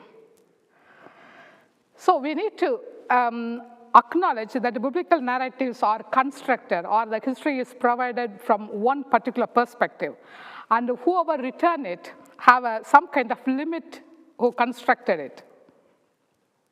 So it is important to ask, whose story is that? So now in coming to book of Isaiah, we talked about the first Isaiah being addressed to the people in Judah, and most of the content is against the leaders and the exploiters and the powerful, the kings and all those people.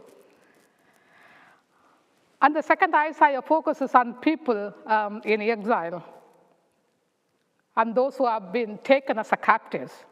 And third Isaiah, the people coming back to the homeland and the restoration and all those kind of information. But the challenge would be where we start the whole story.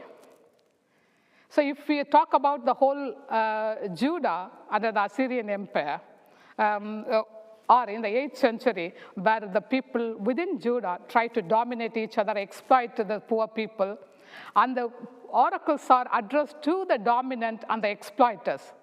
And what of the people, those who are left at home? So not everyone been taken into captives. There are poor and people, those who can't survive on their own, they are left at home. So what is their story? So it depends where the story starts. You can start the story from where you stand and to whom you identify yourself with. And the decolonial reading always try to identify with the marginalized and the voiceless, and often ignored in the text. So, decolonial reading tried to kind of identify that it not only applies to Isaiah passage, but any biblical passage, with whom you are identifying, whose story is that, and where is the voiceless and marginalized in the text that you are trying to address. So example, the biblical writers or scholars trying to say Israelites' history from different point of interest, because out of their interest, and they identify Israelite history, either it could start from Egyptian bondage, for some from monarchy, for some from the settlement of their, in Canaan. So it depends where we start. It depends where you place yourself in the story, and that's the starting point to yourself. And for me, coming from oppressed and marginalized kind of background, I would identify myself with the people, those who are voiceless in the text. So maybe just to pick up one of the passages from Isaiah, one of the servant song, Isaiah chapter 52, 13 to 53, 12. This is part of second Isaiah, written in the exile period. There are few concepts, so I can't go through the whole chapter by using decolonial method, but just picking up 1 or 2 points from that particular passage. The 2 things that I wanted to highlight here. The suffering and theodicy is one of the major point that you can take from servant song, the suffering servant song. And it creates kind of quite a lot of questions for people who are colonized and oppressed. In this song, suffering servant, we often connect with Jesus Christ. And we try to read from a Christian perspective that the suffering is kind of, justify or rationalize for the reason for suffering. So that means the traditional interpretation will keep the sufferers in that particular state. There is no kind of liberation aspect or resistance or anything like that when we traditionally read the particular passage. So as a result, it justifies suffering and it keeps the sufferer as sufferers. And coming from India, where caste system is similar to that, where caste system is sanctioned by religious scriptures, Hindu religious scriptures, where you have to be in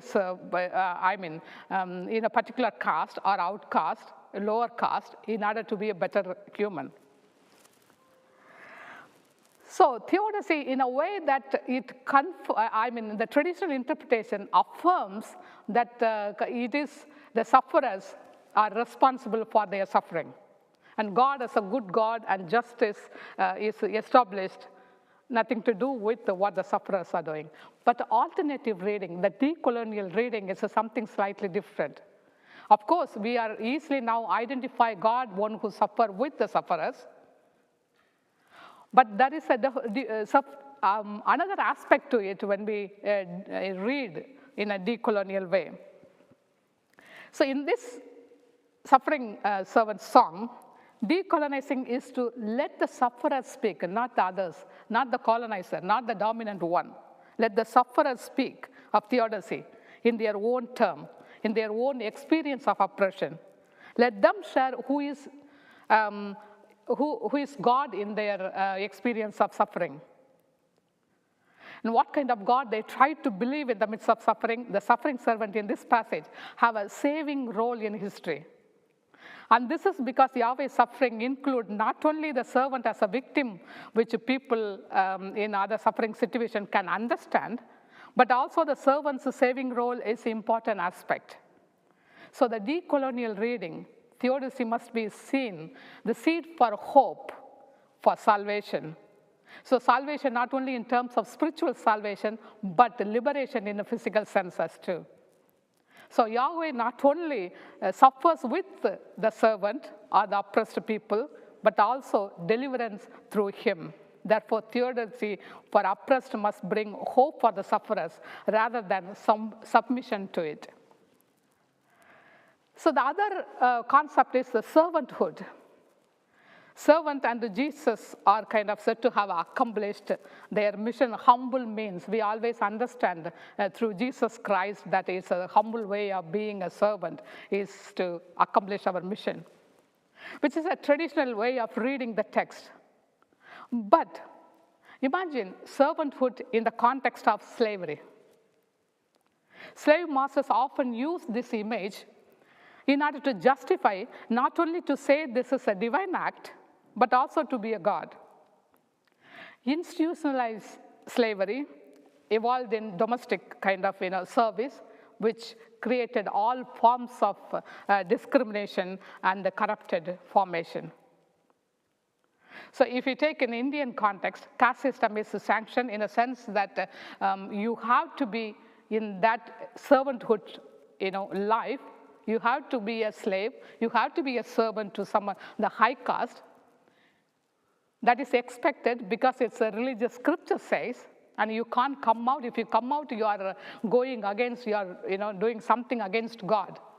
So you just stay in that kind of status in order to be a better human. So the servanthood is kind of by the dominant group is taken in a totally different way, and that's how we try to read the biblical text. But actually, That model is an inadequate model for our leadership in a spirituality of subjugation and marginalization. So this calls us to recognize the oppressive elements that have been continued in our history of Christianity. It also demands a radical rethinking of religious ideas. No simple answer to the question, of course.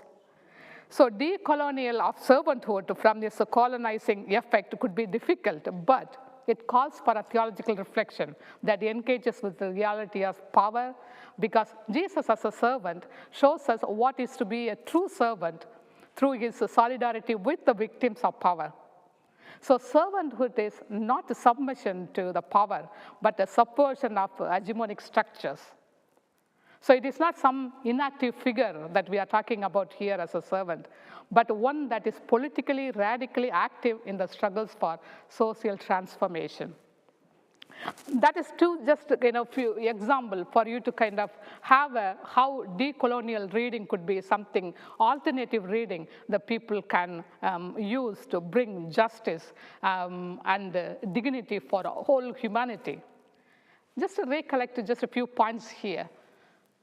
Just open to listen to different perspectives and different cultural perspective to the biblical text, which will enhance your reading of understanding of the biblical text.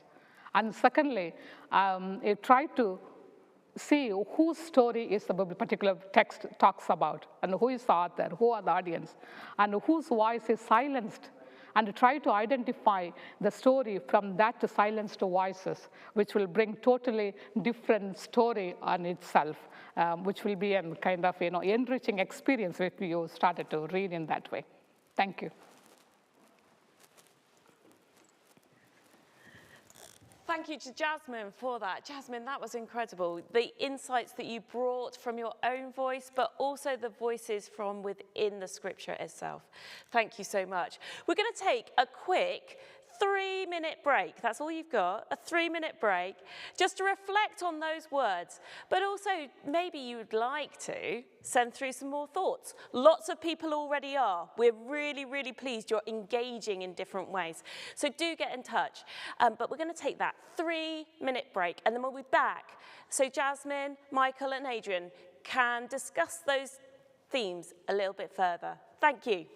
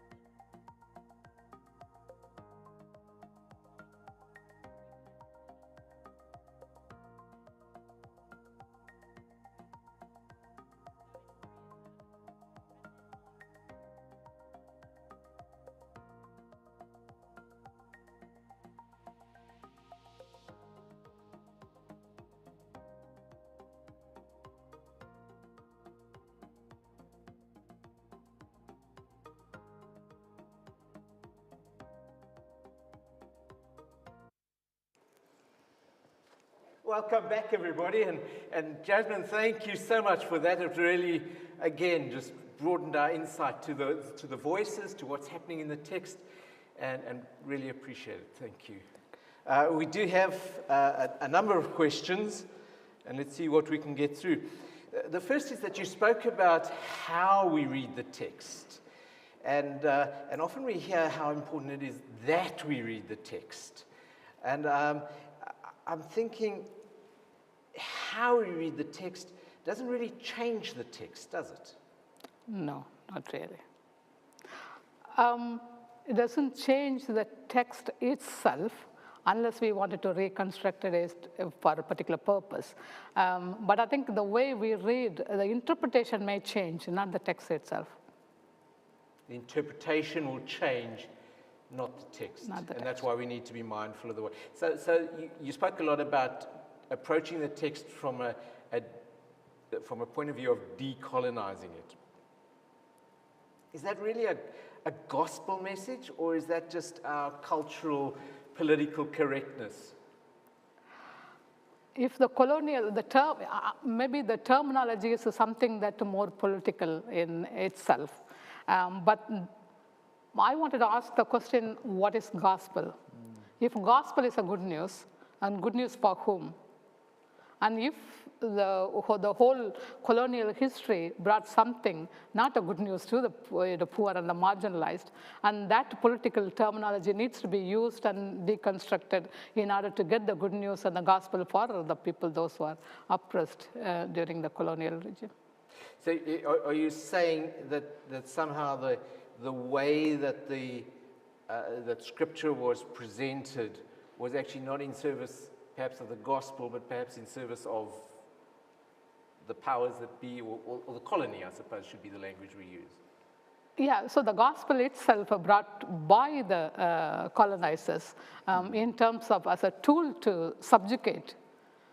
In that sense, even though they said it's a gospel in terms of good news, but not necessarily a good news as such, the people understood. That took a long time to even realize that's not the really good news we received, and something greater than that we wanted to receive as a gospel. For example, in Indian context, the gospel came to our country as a colonial package, but at the same time, when it is adopted locally, what the untouchable community, for example, understood. So the Hindu religions thoughts about something hierarchical structure and oppression, and so coming to Christianity, the Dalits might have thought there is a freedom for us to come to Christianity, so that the Christ is for everyone and we'll be liberated from the whole caste system. But the package came into the church itself, so the caste system continued. Then the good news, what is the good news for the untouchable community who constitute more than 80% of Christian church in India?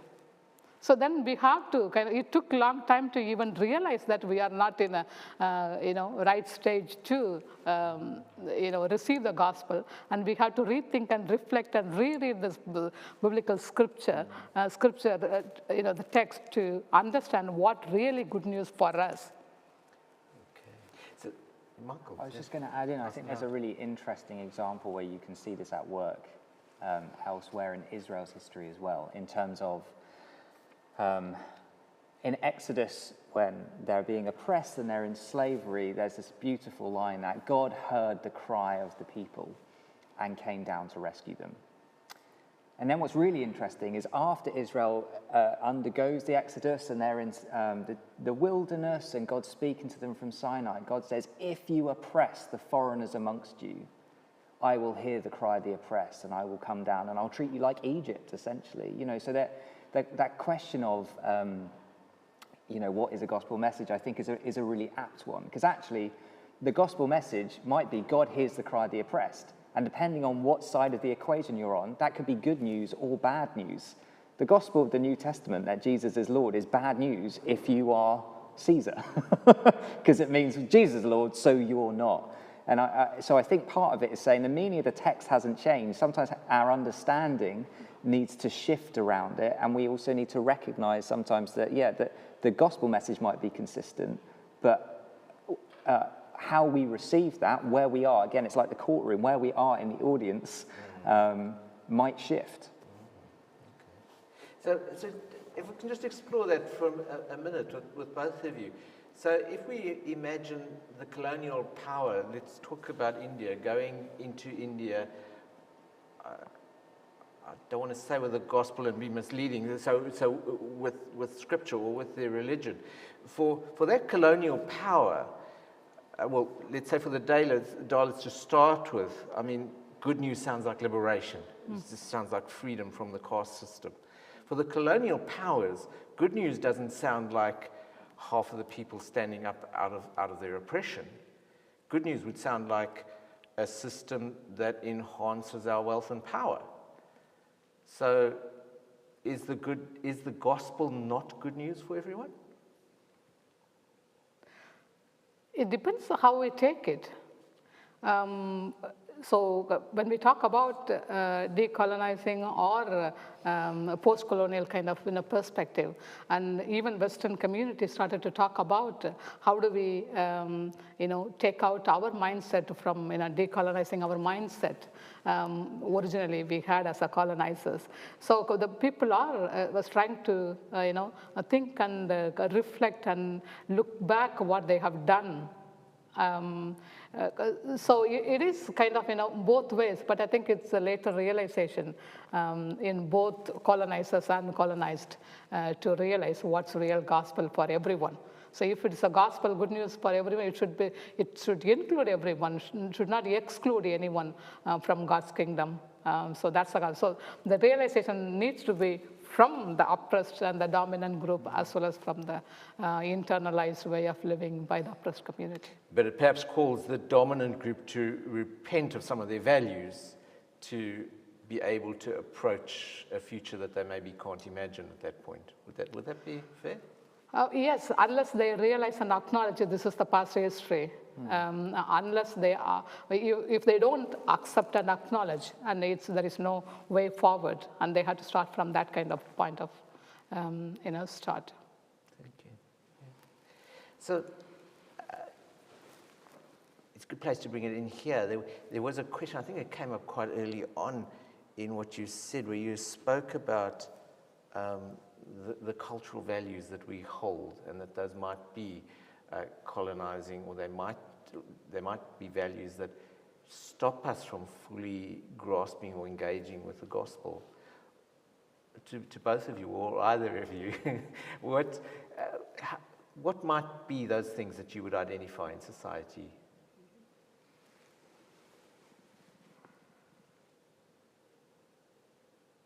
I was going to let you go first, and you're looking at me.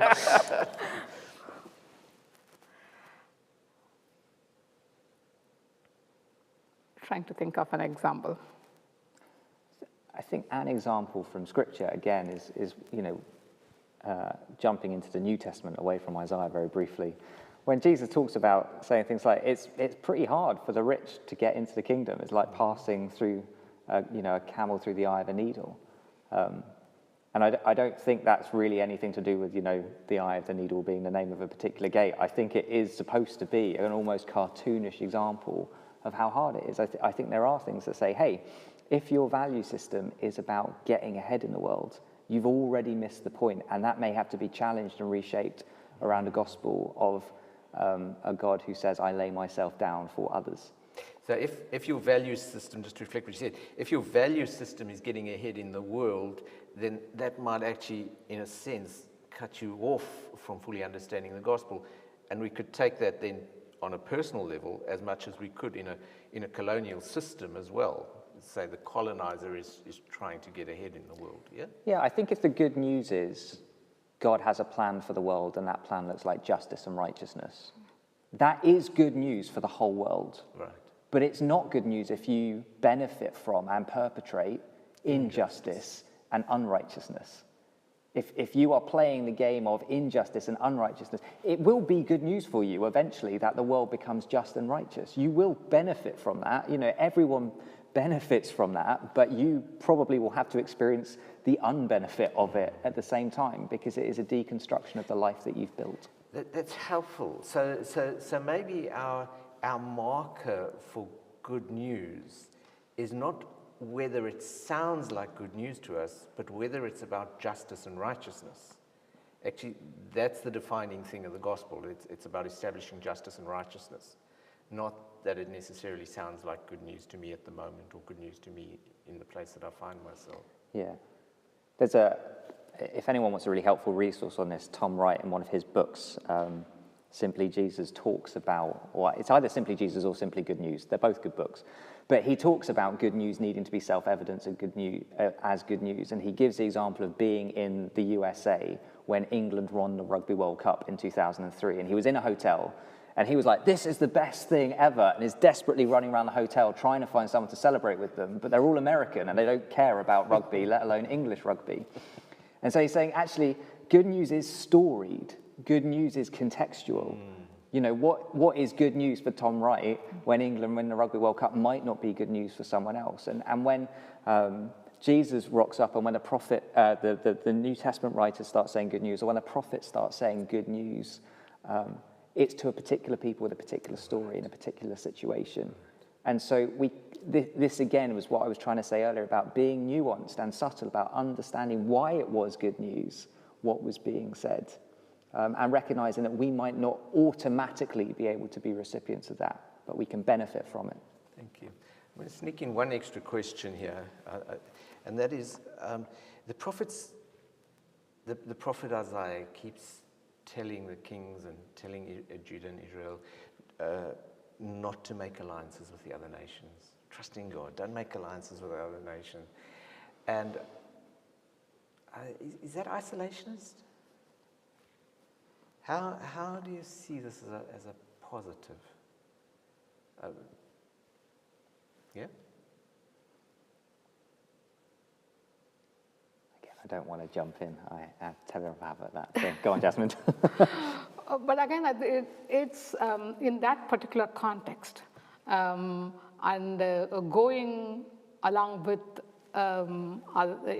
Syria, for example, may not be a best option. It doesn't mean that. I think the message needs to be taken in terms of whether to have a coalition with Assyria or not, rather than taking it, generalizing. You should not be having any relationship with the neighboring nations. And most of the time, that's the way we interpret. So not to make it more general than it is. Okay. Yeah, the same Isaiah, the later part where we see Cyrus being acknowledged as God's instrument to liberate. So that means, it's not generalizing that you should not have any, Thank you so much to both of you. Really appreciate the answers you've given, and Jasmine, really thank you for the insight that you led us through. Thank you. I'm going to hand over to you. Yeah, great. I'm going to pick a camera and stick with it, so I'm going to stick with that one at the back. I just want to give a few minutes to talk through the resources that we produced for Bible Month this year. So as in previous years, we have produced this booklet. I can model it to various cameras. But this booklet, we've kind of added some things that we haven't had in previous years. So particularly, we have the standardized teaching notes. So as I said earlier, Reverend Dr. Helen Painter from Bristol Baptist College, who's an Old Testament scholar, has produced an introduction to Isaiah, short introduction, and then a breakdown, about 1,500 words or so, on each of the key themes that we are utilizing to guide us through the 4 weeks of Bible Month. Each of those themes also has a small group session planned around it. So for those of you who gather in small groups or just in general conversational groups around the Bible, even if you don't currently do that, you might want to try it out just for Bible Month. Just use this as a kind of a short-term way of exploring. Is there life to be found in gathering with other people, opening the text together and asking questions of it? What we didn't want to do is kind of set up small group resources that kind of mean that whoever's hosting it becomes the resident expert. We wanted to provide questions that lead you into reflections on the text itself. So those sessions are in there too. There's also for each week a whole load of intergenerational worship resources and ideas, which it would be particularly useful for those of you who are involved in worship leading to be able to pick up and use, so that these aren't just designed just for the kids groups. dare I say it, they are designed intergenerationally. They are designed for everyone to be able to do together and to be able to gather around the text in a full intergenerational community. New this year, well, it was technically new last year, but we've got these amazing illustrations that have been done for us by an incredibly talented graphic designer called Caris, who, what's brilliant is Caris comes to the text with fairly fresh eyes. She's not someone who has a church background, and so she's engaged with these texts and theologically reflected, and we've had lots of discussions, and I think she's been able to pull out some beautiful details in what she's produced. And so we would encourage you to spend some time reflecting on the imagery that is there, to actually use those as the basis for personal devotion, for discussion, for you can display them in your churches, you can put them on social media, you can download all of those images off the website. They're not just in the booklet, but we'd encourage you to engage with them. There's a timeline in here because, as I said, Isaiah covers a huge, huge period of history, and so we wanted to break that down and help you understand, hey, if I wanted to understand the historical context, what's going on in it? Where can I see that? We've cross-referenced it with sections from Kings and Chronicles and Ezra and Nehemiah so that you can follow the implicit storyline that you can track through Isaiah. And then we've also got a couple of really good reflections, short blog post style things in here. One looking specifically at the theme of justice again, and where we can see that playing out in Isaiah. And then another one which picks up a little bit on that question that we were discussing earlier of what would Isaiah say to the church today, which has been written for us by John Goldingay. Some of you that name may ring a bell, but he used to be the principal up at St. John's College in Nottingham. Brilliant scholar. So that's in terms of what we have got in this. There's also a whole load of further reading resources at the back, things like Heschel, which I mentioned earlier. You can find where to kind of get his books from, but other resources which are divided up into what's really accessible, what might require a little bit from you, and what's quite heavy going, but if you really want to dig deep, here's some kind of like really meaty tomes for you to engage with. The booklet you can get for £4.50 for an individual copy or £37.50 for a set of 10. You can buy them from the Preach website. If you are a local preacher or worship leader and you're wanting access particularly to the study notes, the things that Helen Paint has pulled together for us, you can download just those notes from the Methodist Church website. If you just go to methodist.org/Bible month or .org.uk/Bible month, apologies. The other thing to say, as we referenced earlier, is that there's a number of other upcoming training opportunities around this. There are going to be webinars run each week throughout June. These will obviously be recorded and watchable later if you're engaging with Bible Month later in the year rather than in June. The reading plan is coming out just after Easter. All of these details of when things are can be found through the website, again, methodist.org.uk/Bible month, but also on our Facebook page. I just encourage you to keep engaging with us. You can email us at biblemonth@methodistchurch.org.uk. There's lots of different ways that you can be involved. And if there's anything that you think, hey, you could really help us to provoke engagement in our area with this, we'd love to hear that from you because we do want to keep developing what you do. But as I say, in the booklet, what we tried to offer is some notes to get you started with teaching, some ideas for worship to get you started with that as well, and also some just reflections to start prompting you. So hopefully that's enough to whet your appetite. Would do very much encourage you to get a hold of this resource and check out the website. And if you've got any questions about any of that, you know what to do. Keep them coming to the website, keep them coming through the YouTube comments, and we can potentially answer some more about that later on in our time together too. Thank you, Michael. Thank you, Jasmine. Thank you to all three of them. I can release you now for a moment, if you wish. We're dismissed. Yeah, you're dismissed for a moment. As we move on with our thoughts, leading us into lunch, and it's a beautiful day here in Salisbury. I don't know what the weather's like with you, but here it is utterly incredible. It's beautiful. I'll be making sure that I go outside at lunchtime.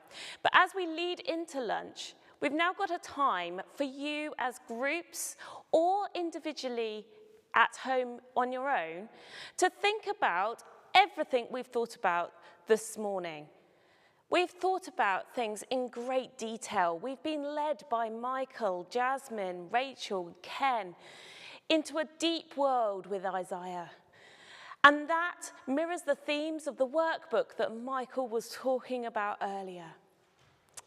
But actually, how does this work in circuit life? How, as a local preacher or a worship leader, can I translate what I have heard this morning into something that is of relevance to my circuit, to the way that I lead ministry in whatever way that is?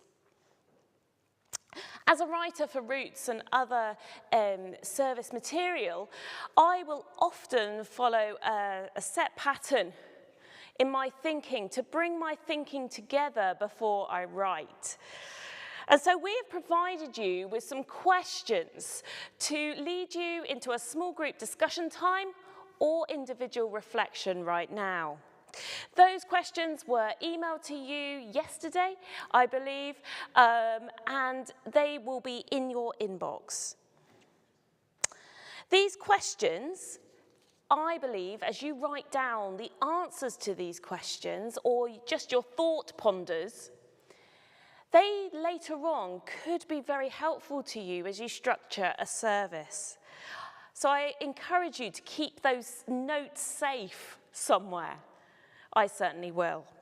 But I just wanted to run through some of the questions that we want you to explore together and individually. So what have you noticed about the book of Isaiah that you hadn't seen before today? What have you noticed which you've never seen before? I know myself, I've seen things today in a totally different light. I was actually quite daunted before, so thank you to our contributors. In what ways are the situations and concerns Isaiah addresses mirrored in today's world?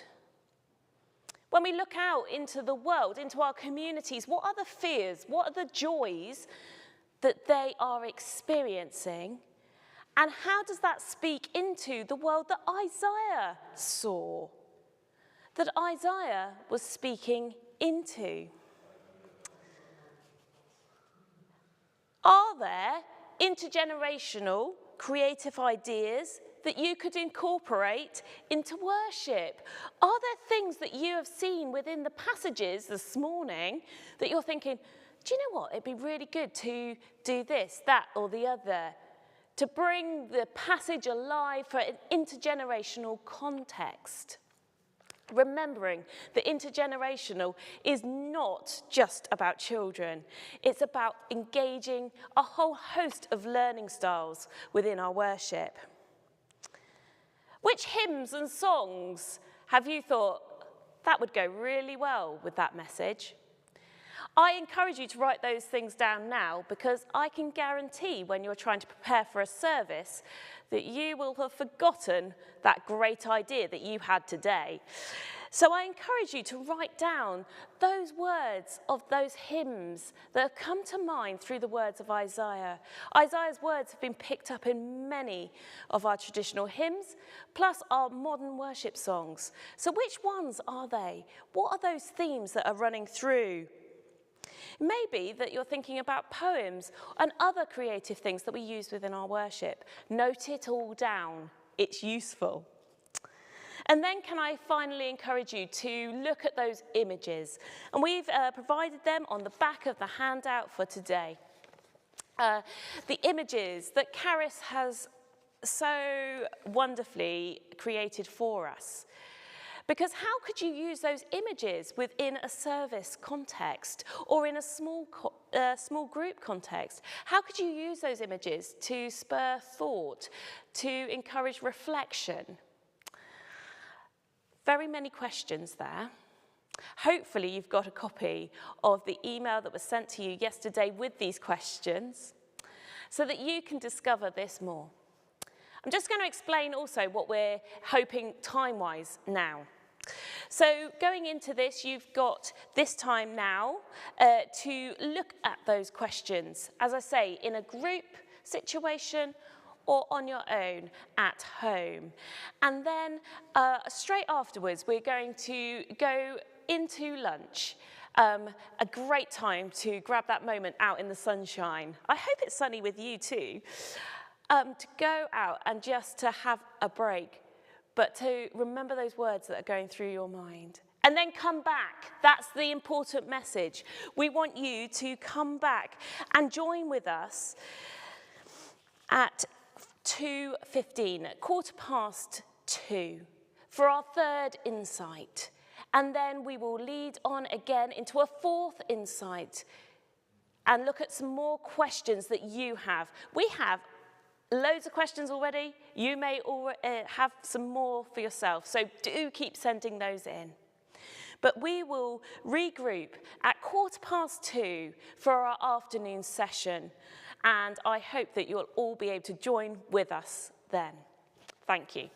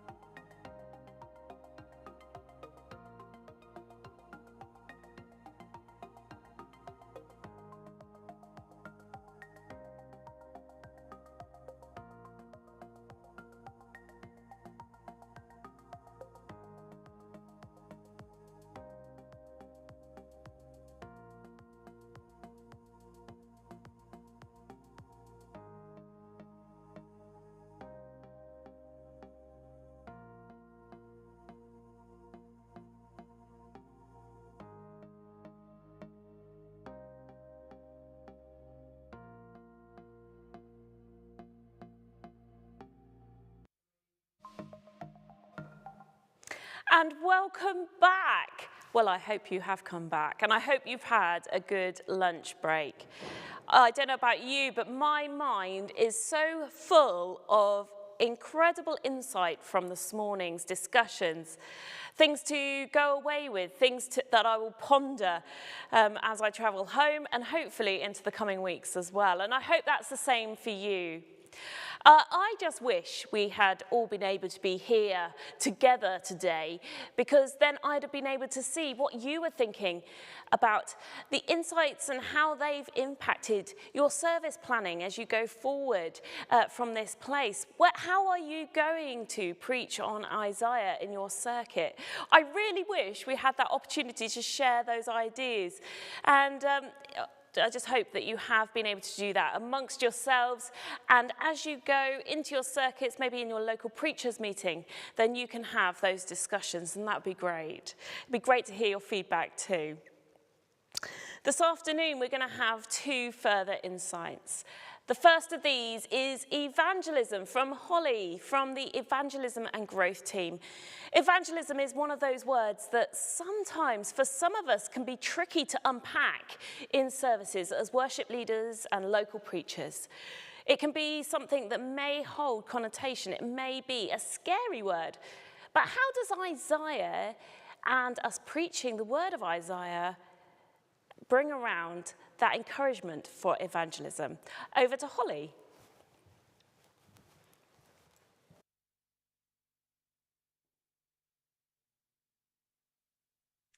Hi, I'm Holly, and I'm the Evangelism and Contemporary Culture Officer on the Connectional team. And it's great to be here with you, although virtually, today to share a little bit about the way that the book of Isaiah might help us think about evangelism, and to help you as you prepare for Bible Month in a few months' time. So we'll be considering how Isaiah might inform the way that we talk about Jesus and share our faith. Now, before we get into thinking about Isaiah, I just want to consider what exactly we mean by evangelism. It's one part of the Methodist Church's Our Calling. It's a word that's got a lot of baggage. When we think of evangelists, we might think of people on big stages or television screens, people like Billy Graham, maybe, or people on street corners with placards and sandwich boards. But we are all called to share our faith, and we're all gifted to do that in different ways, whether we're extroverts or introverts, whether we're passionate prayers or activists or preachers. We all have God-given gifts for evangelism. And the best way that we can step into being confident faith sharers is by being truly, authentically ourselves.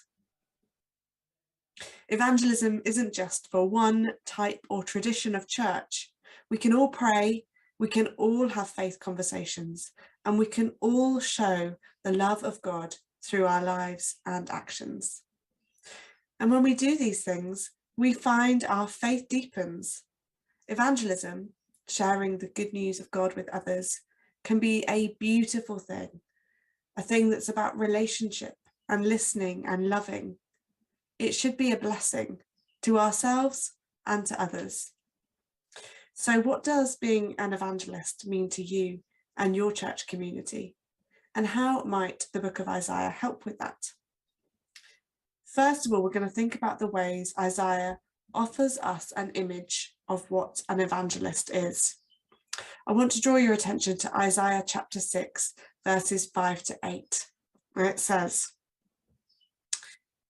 "And I said, woe is to me, I am lost, for I am a man of unclean lips, and I live among a people of unclean lips. Yet my eyes have seen the King, the Lord of hosts." Then one of the seraphs flew to me, holding a live coal that had been taken from the altar with a pair of tongs. The seraph touched my mouth with it and said, "Now that this has touched your lips, your guilt has departed, and your sin is blotted out." Then I heard the voice of the Lord saying, "Whom shall I send? And who will go for us?" And I said, "Here I am, send me." Now, Isaiah feels unworthy of being a messenger of God. He says, "My eyes have seen the King," and he knows that he is called to testify about this, to share this good news, but he feels unworthy because of guilt and shame. He needs an encounter with God to equip him for the task. He needs God to deal with his guilt before he feels able to say, "Here I am, send me." And I think this is really encouraging for us as people who might not feel very confident when it comes to evangelism. Even the great prophet Isaiah felt unworthy when it came to taking on the task of being God's messenger. And yet, just like Isaiah, our own encounters with God give us all that we need for mission. You've got a minute now to reflect on the following question. What is it that you need from God to help you share your faith more intentionally or boldly?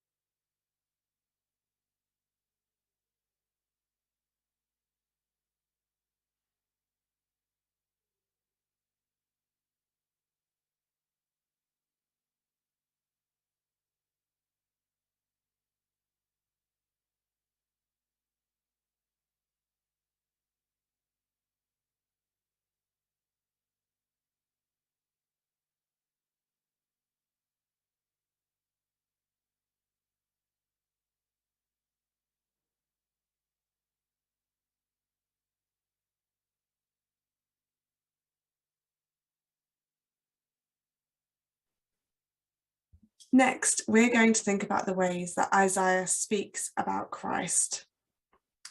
Evangelism does need to include words. Jesus used a lot of words. He didn't just show people what love meant. He helped them to understand through stories and teaching.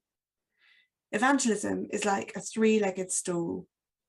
It needs prayer, words, and actions in order to stand up. So, how do we talk about Jesus? And what can we learn from Isaiah? Isaiah has often been called the evangelical prophet because of his incredibly clear and detailed prophecies about Christ. There are over 300 prophecies in the Old Testament about Christ, and over a third of them are found in the book of Isaiah. And of those, about 45 relate to the first coming of Christ. Many aspects of the stories of the Gospels are foretold, including the virgin birth, the ministry and miracles of Christ, his humiliation and crucifixion, and the resurrection. Isaiah tells the story of Christ in a way which feels almost like it had already happened, in a way which is compelling and colourful and captures people's attention. Isaiah 9 verse 6 says, "For unto us a child is born, to us a son is given, and the government will be on his shoulders, and he will be called Wonderful Counselor, Mighty God, Everlasting Father, Prince of Peace." Isaiah chapter 61 verse 1 says, "The Spirit of the Sovereign Lord is on me, because the Lord has anointed me to proclaim good news to the poor. He has sent me to bind up the brokenhearted, to proclaim freedom for the captives, and release from darkness for the prisoners." And Isaiah 53 verse 6 says, "We all, like sheep, have gone astray. Each of us has turned to our own way, but the Lord has laid on him the iniquity of us all." We will know many of these prophecies, not least because of the ways they show up in the gospel stories themselves, but they are rich descriptions of Christ, packed full of images of who Jesus is. So how would you describe Christ to somebody who has never heard of him? Who is Jesus to you? The challenge to you is, How do you talk about Jesus in a way which is as compelling, as colourful, captures people's attention as the way that Isaiah talked about Christ? And how might you go about doing that with people who are already Christians and those who aren't? Now you've got 4 minutes now, and if you're on site today at the event, I invite you to turn to a neighbour and talk to them. But if you're watching from a screen, then just grab a piece of paper and write your answers down. The question is, what words would you use to describe Jesus?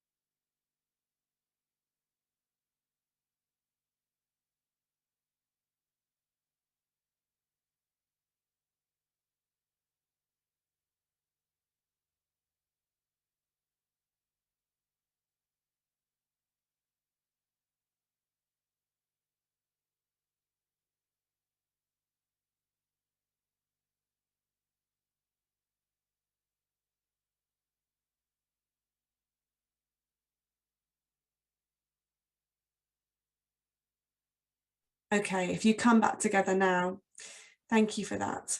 It would be great over the next few days if you could think about whether there is somebody in your life, anyone you know, a friend, a neighbour, a family member, that God might be asking you to talk to about Jesus. Who needs to know the person of Christ that you've just described? That's my challenge to you. All that is left to say is please do book onto our webinar. It's on Tuesday, the 21st of June, in the middle of Bible month, and it starts at 7:30. It'll be run by me and my colleague Richard Opong-Botang, the Young Evangelist Officer, and Christine Dutton, Evangelism and Leadership Officer. The webinar is called Isaiah and Evangelism, Having Conversations about the Christ. And in it, we will continue to explore the themes we've looked at just now, asking, how does Isaiah's vision of the Messiah shape and inform the way we talk about Jesus today? So come along, feel equipped, and book your place by visiting https://bit.ly/Christ Conversations. Hope to see you there.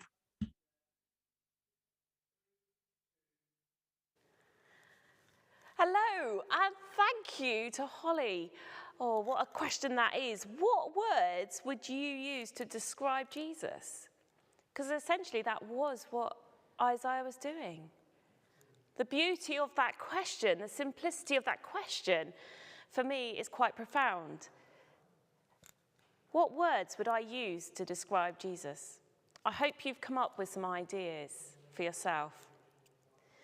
Our next insight is from Tina Hodgett, who is essentially she is pioneering, what would we call her? I don't know. She's just a leading thinker in pioneering.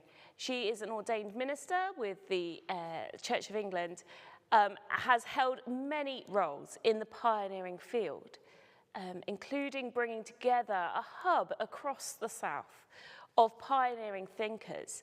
And this means that Tina can speak directly into pioneering situations.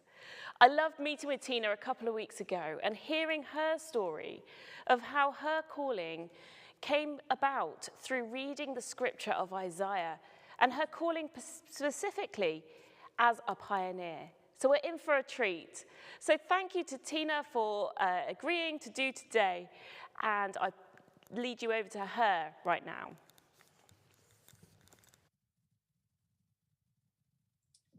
Hello everyone.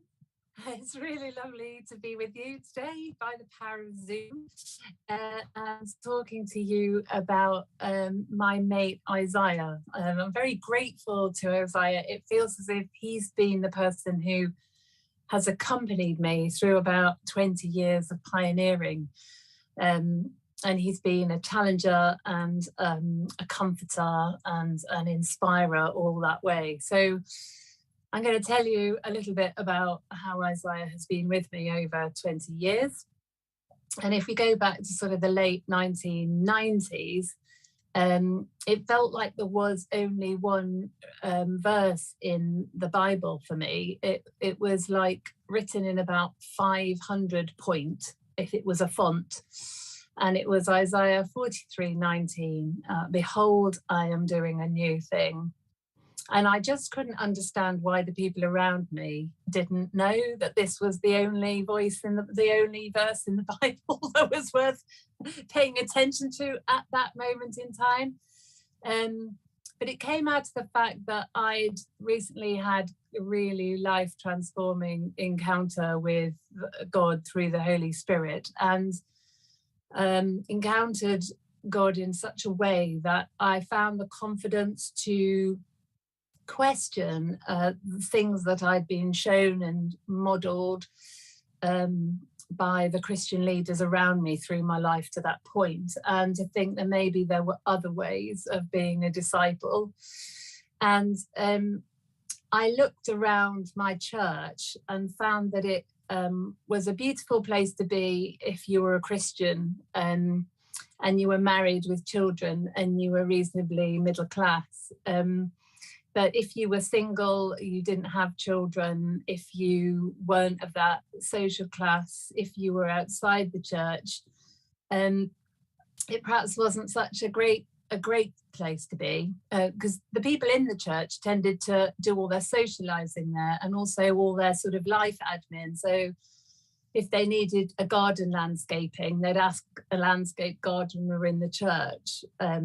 Or if they needed an accountant, they'd ask an accountant in the church. And it meant that they weren't building up relationships with people outside. And I'd have loved to hang out with all the married children who were kind of professional like me, but I didn't tend to be invited in to those spaces because I didn't have a partner and I didn't have children. And I was also a teacher in the same town where this church was. I'm making it sound very negative. There were many beautiful things that were happening in it, but I would think I was just starting to question the model of outreach that they were embracing. And I noticed that as a teacher, all the young people who were in the secondary school where I taught and were also worshipping in church, they were the kids who would get high grades at A-level and go off to university. And the kids in the other bands, in the other parts of the school, who would have different futures, really important, significant, useful, holy ones, somehow they weren't part of church life in our town, and that really distressed me. It troubled me very much, and I cried out to God about the way that they were kind of excluded. And around the same time, I was going to Greenbelt, and Greenbelt were doing all sorts of wonderful experiments with new ways of being church, and they were also seeing a new thing and fostering this new thing. And my good friend, who was a member of the church and with whom I prayed regularly, she was leading a toddler group in the church hall next to the church. And over about 15 years, loads of mums and toddlers came to that church and that toddler group. And over time, they became people of faith, and that became a church. As my friend made tea, wiped up and gossiped the gospel. That's what she thought she was doing, but she was also offering a faith space to people to come into. And she was doing that largely disregarded by the people who were meeting in the church building next door. So all this kind of added up to me to an invitation into this new thing that God was doing. And slowly I learned the word pioneer. And I had this really strong intuitive sense that it was a place where I belonged, and not just a place where I belonged, but a place that I was going to help form, and even that it might be my job to kind of define what the word meant. This was in the early 2000s.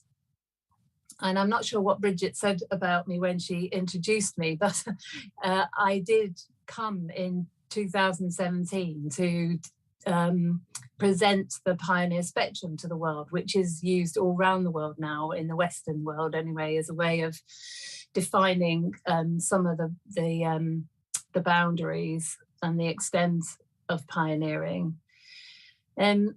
So this was all still part of God doing this new thing.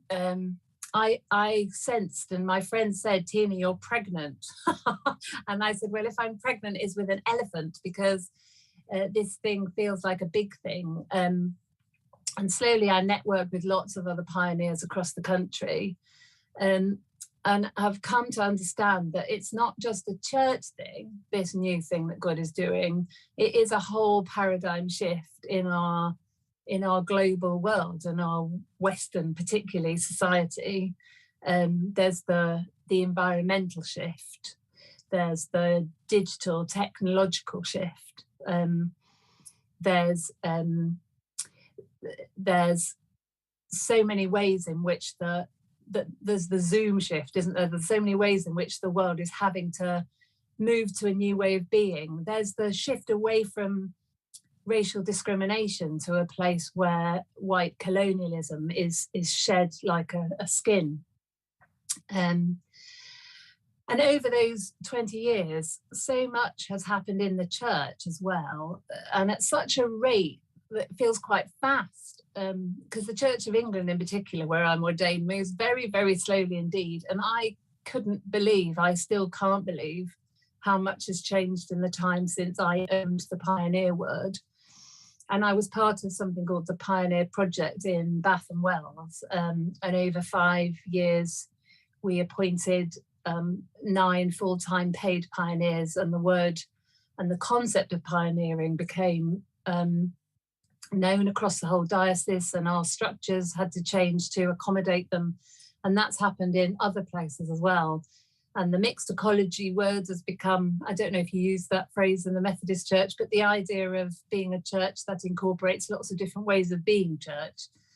That's become quite well known in the Church of England at leadership level anyway. And we're all part of that. We're all part of this new thing that God has been doing for, you know, a couple of decades, more than that, because there were definitely people involved in it before me.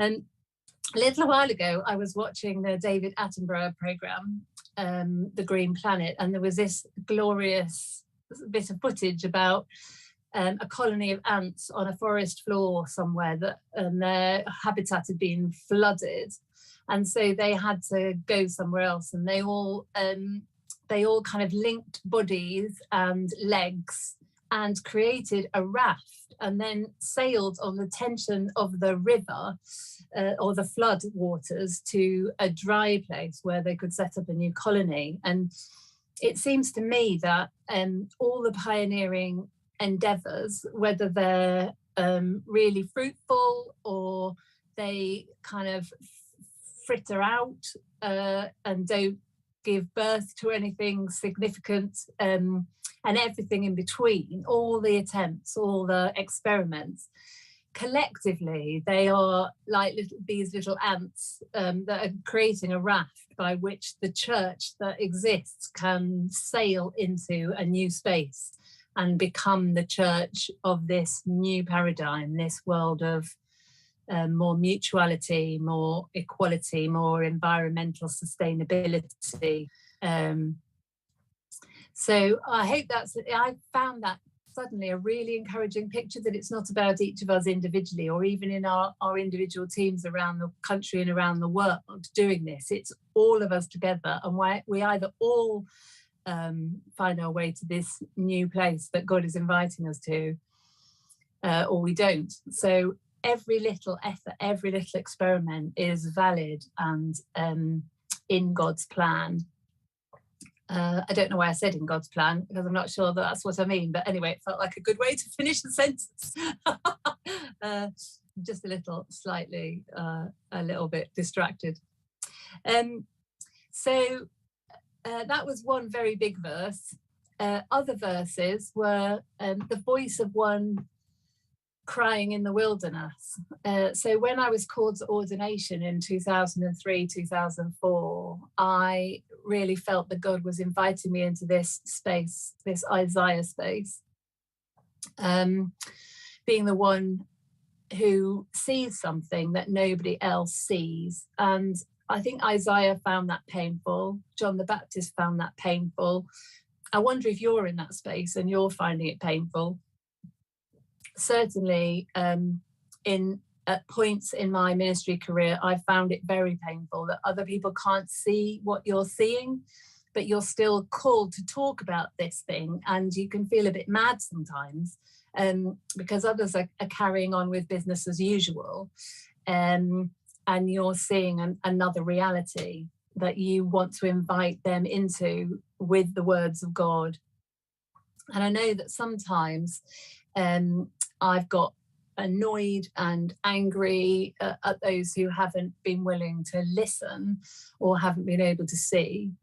And I'm entering into a new space now where I'm trying to find Jesus's heart, where in spite of not being listened to, he didn't allow that sense of being ignored cause him to feel hatred or animosity towards the people who couldn't hear, but that he found a huge compassion for them.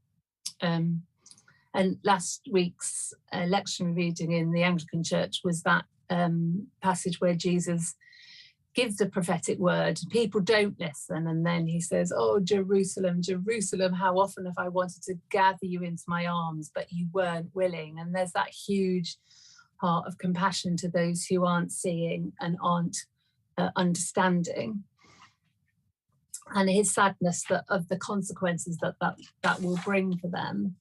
So I'm trying to move into that space. And if you've been in the kind of angry and frustrated space, then I invite you to come with me on a journey into a new space of compassion. I wanted to talk to you too about Isaiah 55.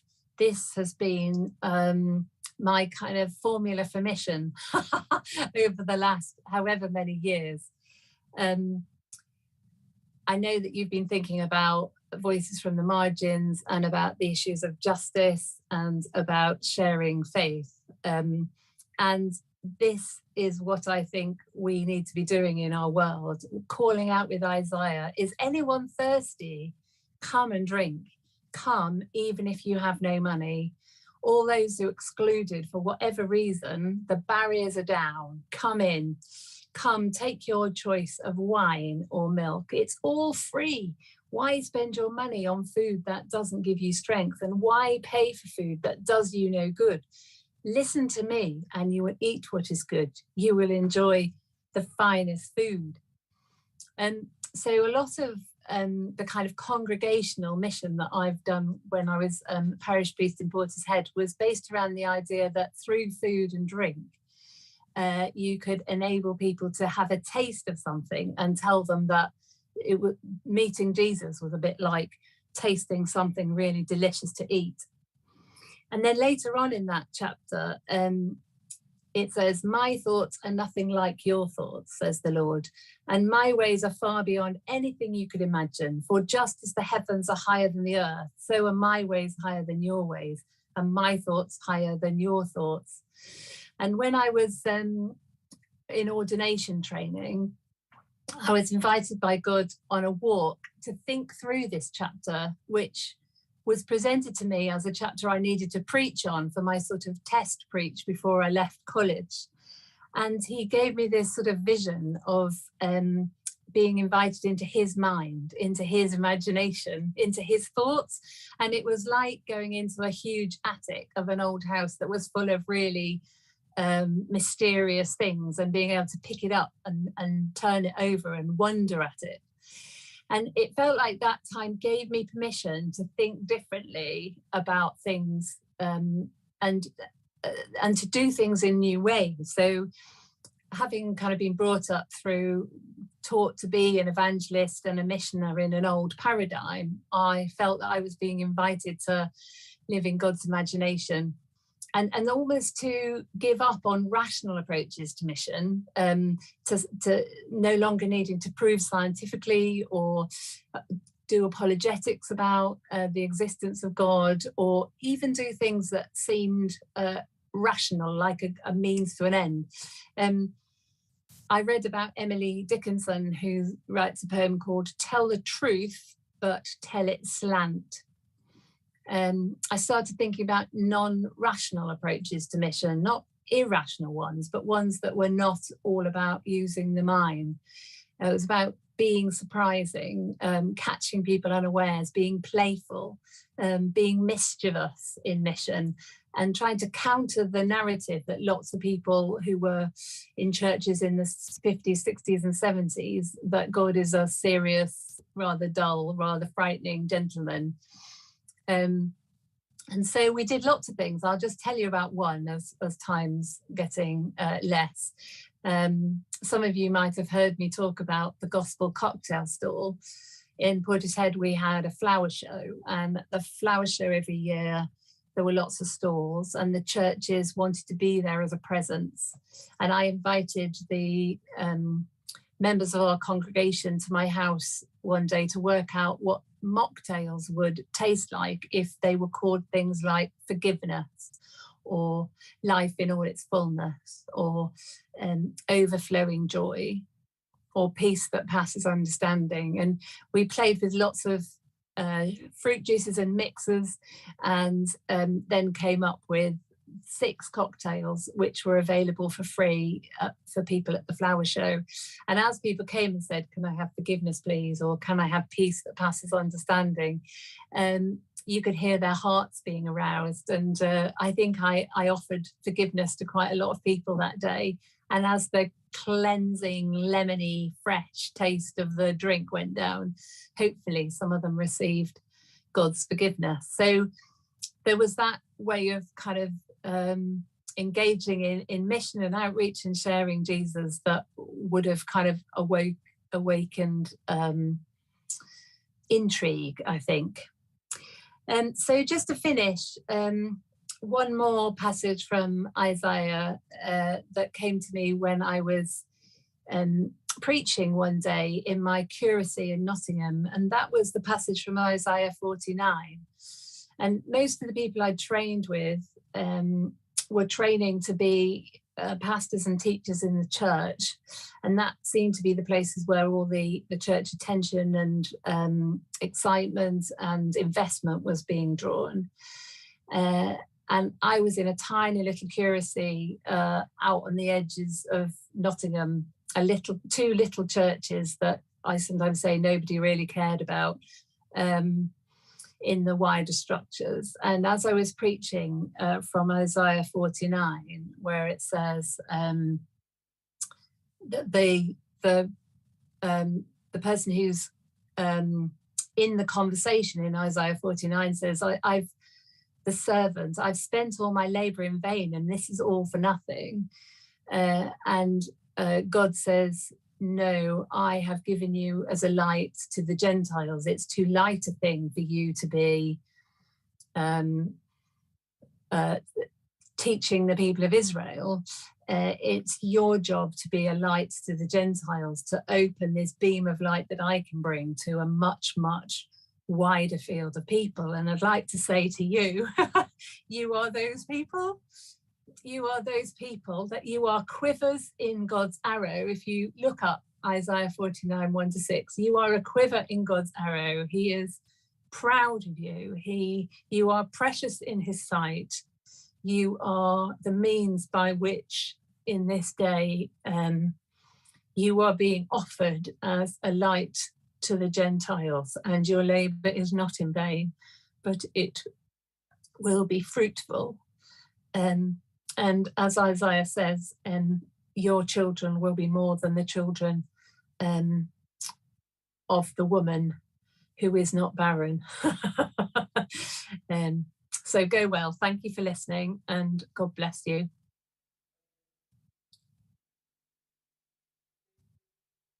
Oh, thank you so much, Tina. What a treat that is. If you want to hear further from Tina, on the 28th of June, she will be speaking directly to those that have a pioneering heart, those that feel that they want to see something different, those that want to be mischievous in mission. What an amazing term that is. So on the 28th of June, do join us. Further details of that and the Evangelism webinar will be found on both the Methodist website and the Bible Month website. So please do go across and see the other options of things that you can get involved with. Thank you again, Tina. That was great. Thank you for that input. So some questions. We've got some questions, and I've got Jasmine and I've got Michael back again.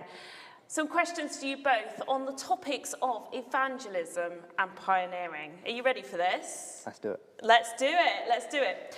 So Tina spoke about how the book of Isaiah has been so personal to her in the 20 years of her ministry. And, you know, I see exactly what she's talking about, because actually it's spoken to me in my ministry journey as well. Why do you think the book of Isaiah speaks so personally to people?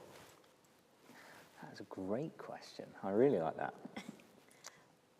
I think there is, for those of us who want to say, yes, here I am, send me, who want to echo that heart cry almost of Isaiah to say, I've seen something of the goodness of God, and I've seen something of the circumstances I find myself in, and the situations I see around me, and I want to do something about it. I think for those of us that there is an awful lot to resonate with, there's an awful lot to inspire, there's an awful lot of kind of hope, I think, in the book of Isaiah.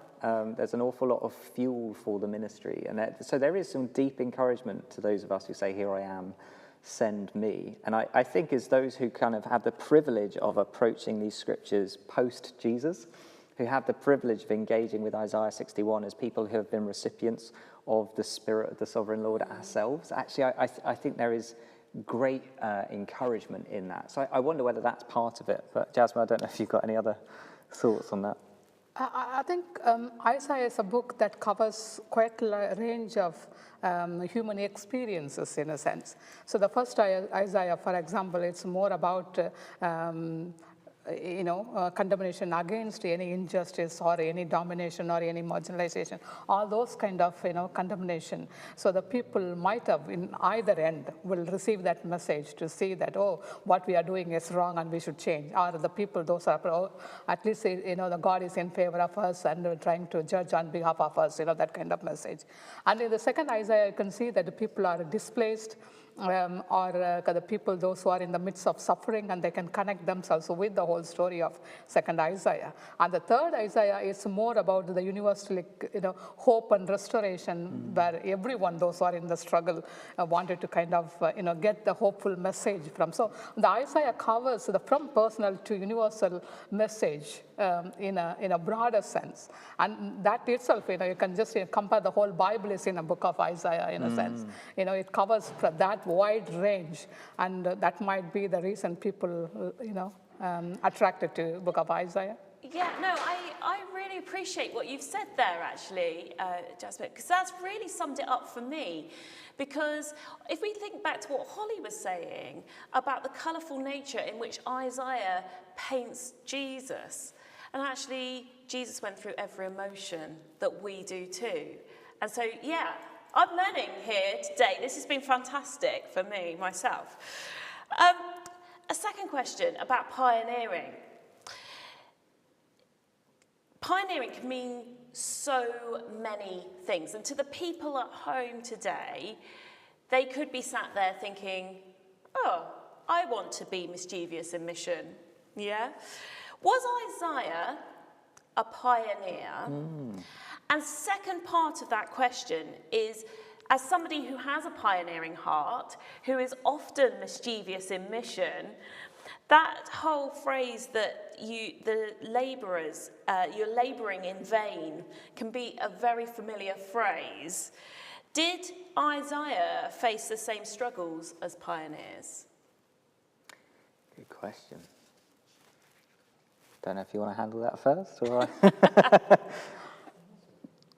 I mean, I'm not sure whether we can directly compare in terms of pioneering in the context of Isaiah, because Isaiah is contemporary to, Amos, Micah, and all those kind of, so he's not pioneering himself in that context, or whatever the understanding of, our pioneering may not directly fit into Isaiah's context.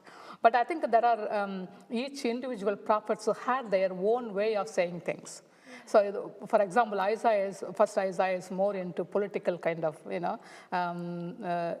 judgment. I mean, political leaders are more of a political kind of information you get, whereas Amos and Micah more on a social, justice basis. So, in that terms, the specific aspect or message of Isaiah could be considered as a pioneering in that particular context. I think with both of the insights we've had this afternoon, look at both evangelism and pioneering, what we're not saying necessarily is that Isaiah speaks directly into those worlds, but actually we can engage reflectively about those worlds based on what we see in Isaiah. So Isaiah offers us a huge amount of, as I say, the expectation that Jesus arrived against. So Jesus isn't directly described, I would go as far as to say. I don't think Isaiah is talking about Jesus. I think Isaiah is talking about the promised coming anointed one that then we believe Jesus was. And I think that's really important to then think through, okay, well, Jesus was explained in terms of Isaiah to the people. What are the terms? How do we understand what God's anointed one looks like? What are the good news terms that needs to be couched in? in our own context. So it's saying that actually Isaiah offers fuel into our reflection about what does it look like to be an evangelist today? What are some of the ways that we can describe who Jesus is in a way which is relevant, in language which is translatable? So that's part of it. And then similarly, I guess, with the pioneering question, I don't think Isaiah, as Jasmine said, could necessarily be described as a pioneer in the sense that we're talking about, certainly in the sense that Tina is, but there is a level where Isaiah has this amazing vision of a new world. And I'm convinced that if we're going to see a way into the new world, that's going to require new things of us. And so partly why we've raised this conversation of pioneering is to say, if that is what Isaiah is foreseeing, and if that is a promise that we are yet to see fully fulfilled, what does it look for us to pioneer new things, to work with God in bringing about that new world? So it's fuel for that conversation, I think, that Isaiah offers, rather than, if you like, direct insight into this is how you plant a church for mums and toddlers. I don't think that's what Isaiah offers us. No. But I think Isaiah does say, hey, if we have this vision of a place where young and old come flocking to Mount Zion together, what does it look like for us to take that seriously and then to think about, well, okay, if the church is Mount Zion, how do we build a place where young and old come? Yeah. I think for me, the book of Isaiah on this very topic does meet pioneering in that moment that it says, actually, go and try something new. Let us bring colour to this situation.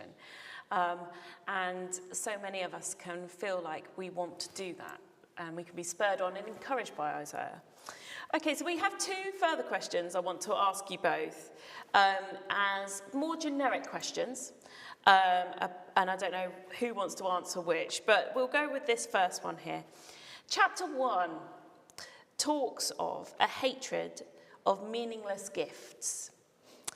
Could that mean many rituals in our church today are wrong? Now, that's a really hard question, okay? So, who wants to go first?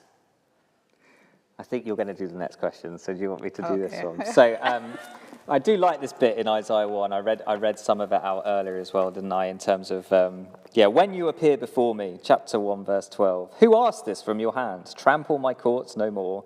Bringing offerings is futile. Incense is an abomination to me.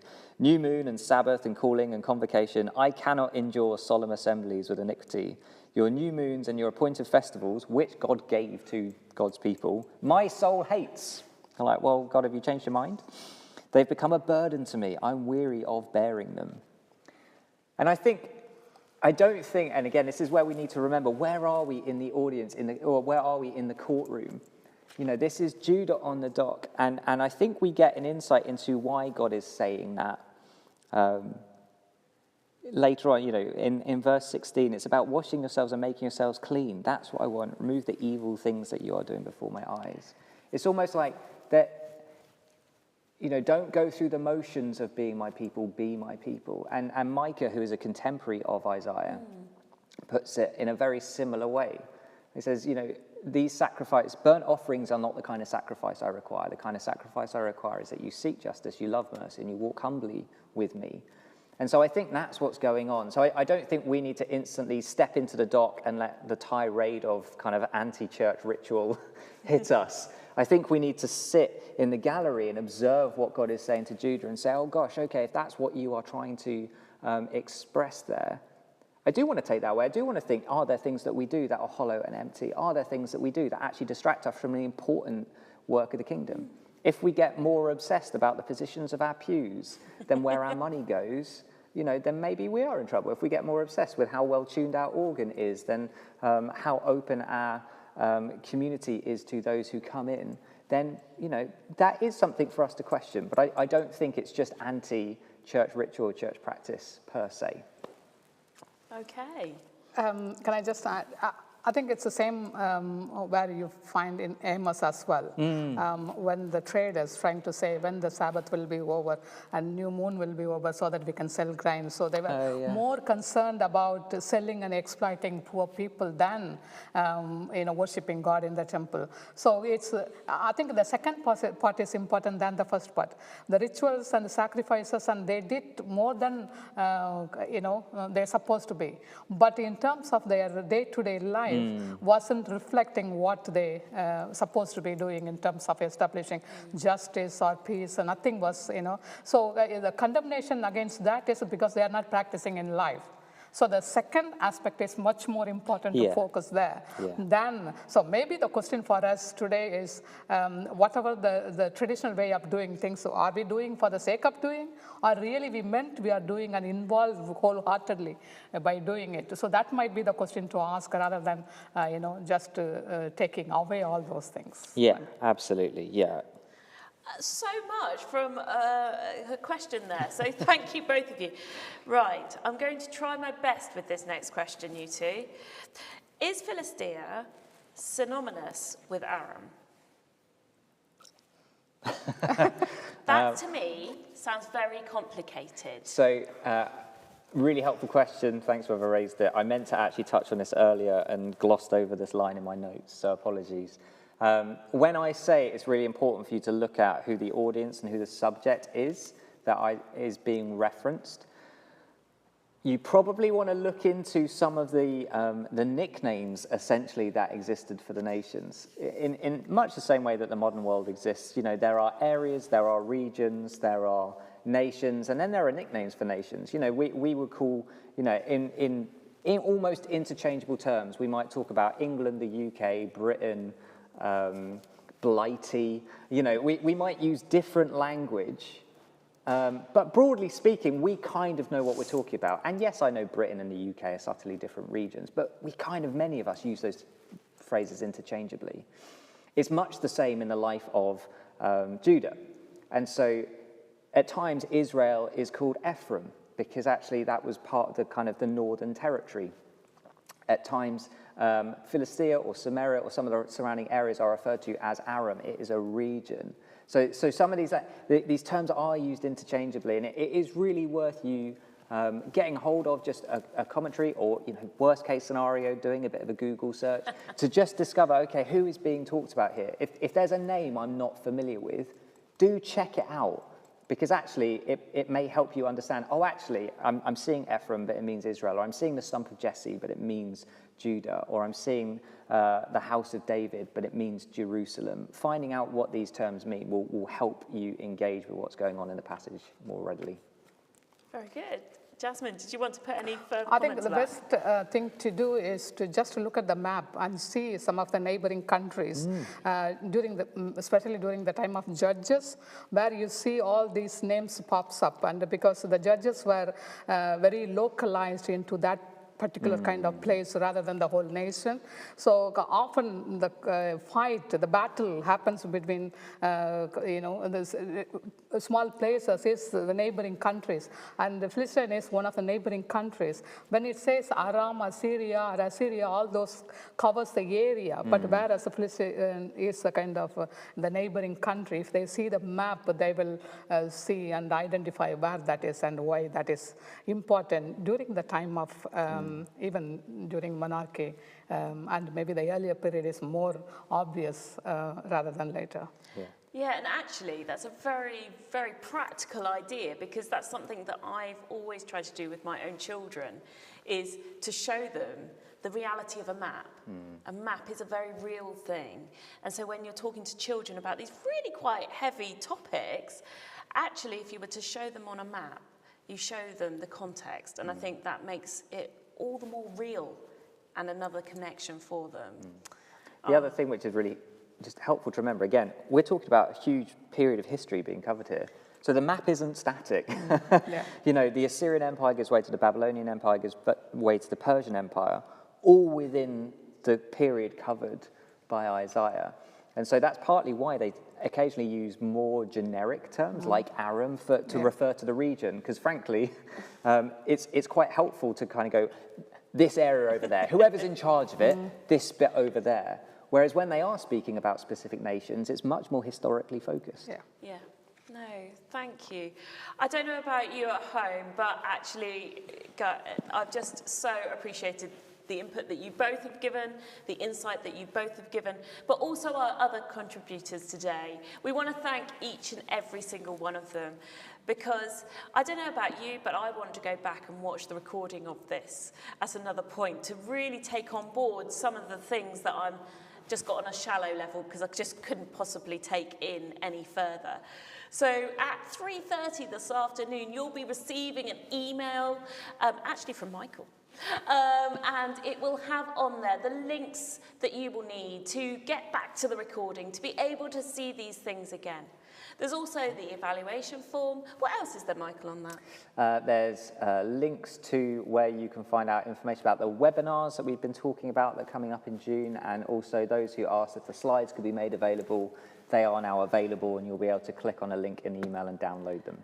Oh, thank you so much, Michael. I think the other people that we just need to say a big thank you to are the people that you don't actually see behind that screen. They're actually up above me, but they have made all the magic work today.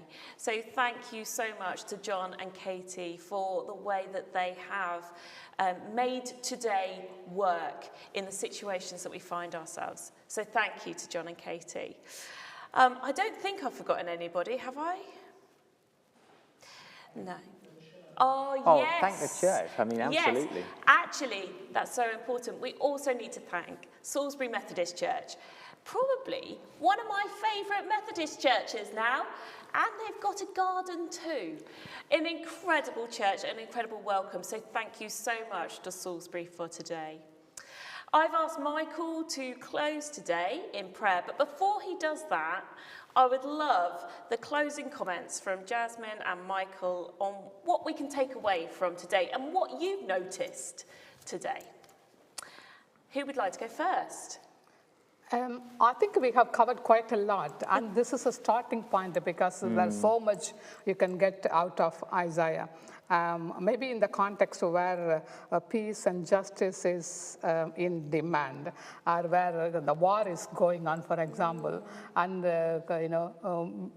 peace is a very important aspect, and Isaiah focuses on that. Maybe just this is a time to discover the hermeneutics of peace and love in the context of war. When you even go deeper into Isaiah in the month of June, or even now if you started to kind of explore further, and that will be the key to take it forward. Thank you. Mine's going to sound flippant, and I don't mean it flippantly. When Isaiah receives his calling, he says, "Here I am, send me." And God says, "Right, take this message. Whatever you're about to hear, you're not going to understand. You're going to be listening, but you're going to be unable to hear. You're going to be trying to see, but you're going to be blind." And I think I kind of want to end by how I began, which is to thank those of you who are involved in local preaching. Thank you for the service that you bring. Thank you for the fact that you have said, "Here I am, send me," around the circuit, not quite on horseback, but near enough. But just want to pray blessing over you, really, that as you try and lead people into this text, that you feel like you are able to help people hear it, that you are able to help people see it, and would really encourage you to take some of the ideas that we've shared in terms of how you can approach thematic preaching, use some of the resources in the booklet around small groups of how you can lead people in their own reflections in the text as well as just sharing your own. And yeah, I really hope that people are able to kind of see, hear, and engage with you in that. I think that's my takeaway point. Oh, that's good. Because my takeaway is very similar, because actually you guys, plus our other contributors today, have restored in me as a local preacher in training, coming to the end now, but the confidence to give this book a go, to be able to preach from those words, from the richness of the passages. And I think just to have that confidence is something really special, so thank you. Michael, would you mind leading us in prayer as we go from this place today? Okay, great. Yahweh, we are grateful that you are a faithful God. We are grateful that you are sovereign, And we are grateful that actually we can own that as our truth today. We don't just have to kind of read that and think that was true of Judah, but that was in a distant past. We can hold on to that today. And we thank you that we get to look at some of these passages in the privileged position of being in the 21st century, with years of faithful reflection on it from your people over the last centuries, but also from a privileged position of coming after Jesus, as those who get to receive your anointed one, to know who you have revealed yourself to be through your servant. And God, we also want to be people who commit ourselves to your service. We want to be people who say yes to you, who seek out the justice and the righteousness that you want to bring to the world, who want to be a part of leading, working with you to bless all nations, to lead them into that new creation that is promised. And Spirit of God, we thank you that you are with us in that task. We thank you that you equip us for that you empower us, and that you have faith in us, that you actually want to invest in us to make that possible. So we want to say yes to you. We want to honor you. We want to thank you. We want to worship you, and we want to help other people see you too. And we ultimately ask that as we engage with this great book in our churches and our circuits and our various other contexts, that people would see who you are and would come to know you deeper and come to know more of who they are called to be, both as members of your people and as individual worshippers in relationship with you. We ask that you go with everyone from this day, and that, Bible Month would feel like a blessed season of learning and growth and excitement and enrichment. In your awesome name, we pray all this. Amen. Amen. Amen. Thank you. Thank you. Thanks, everyone. Thank you. Thank you, everyone.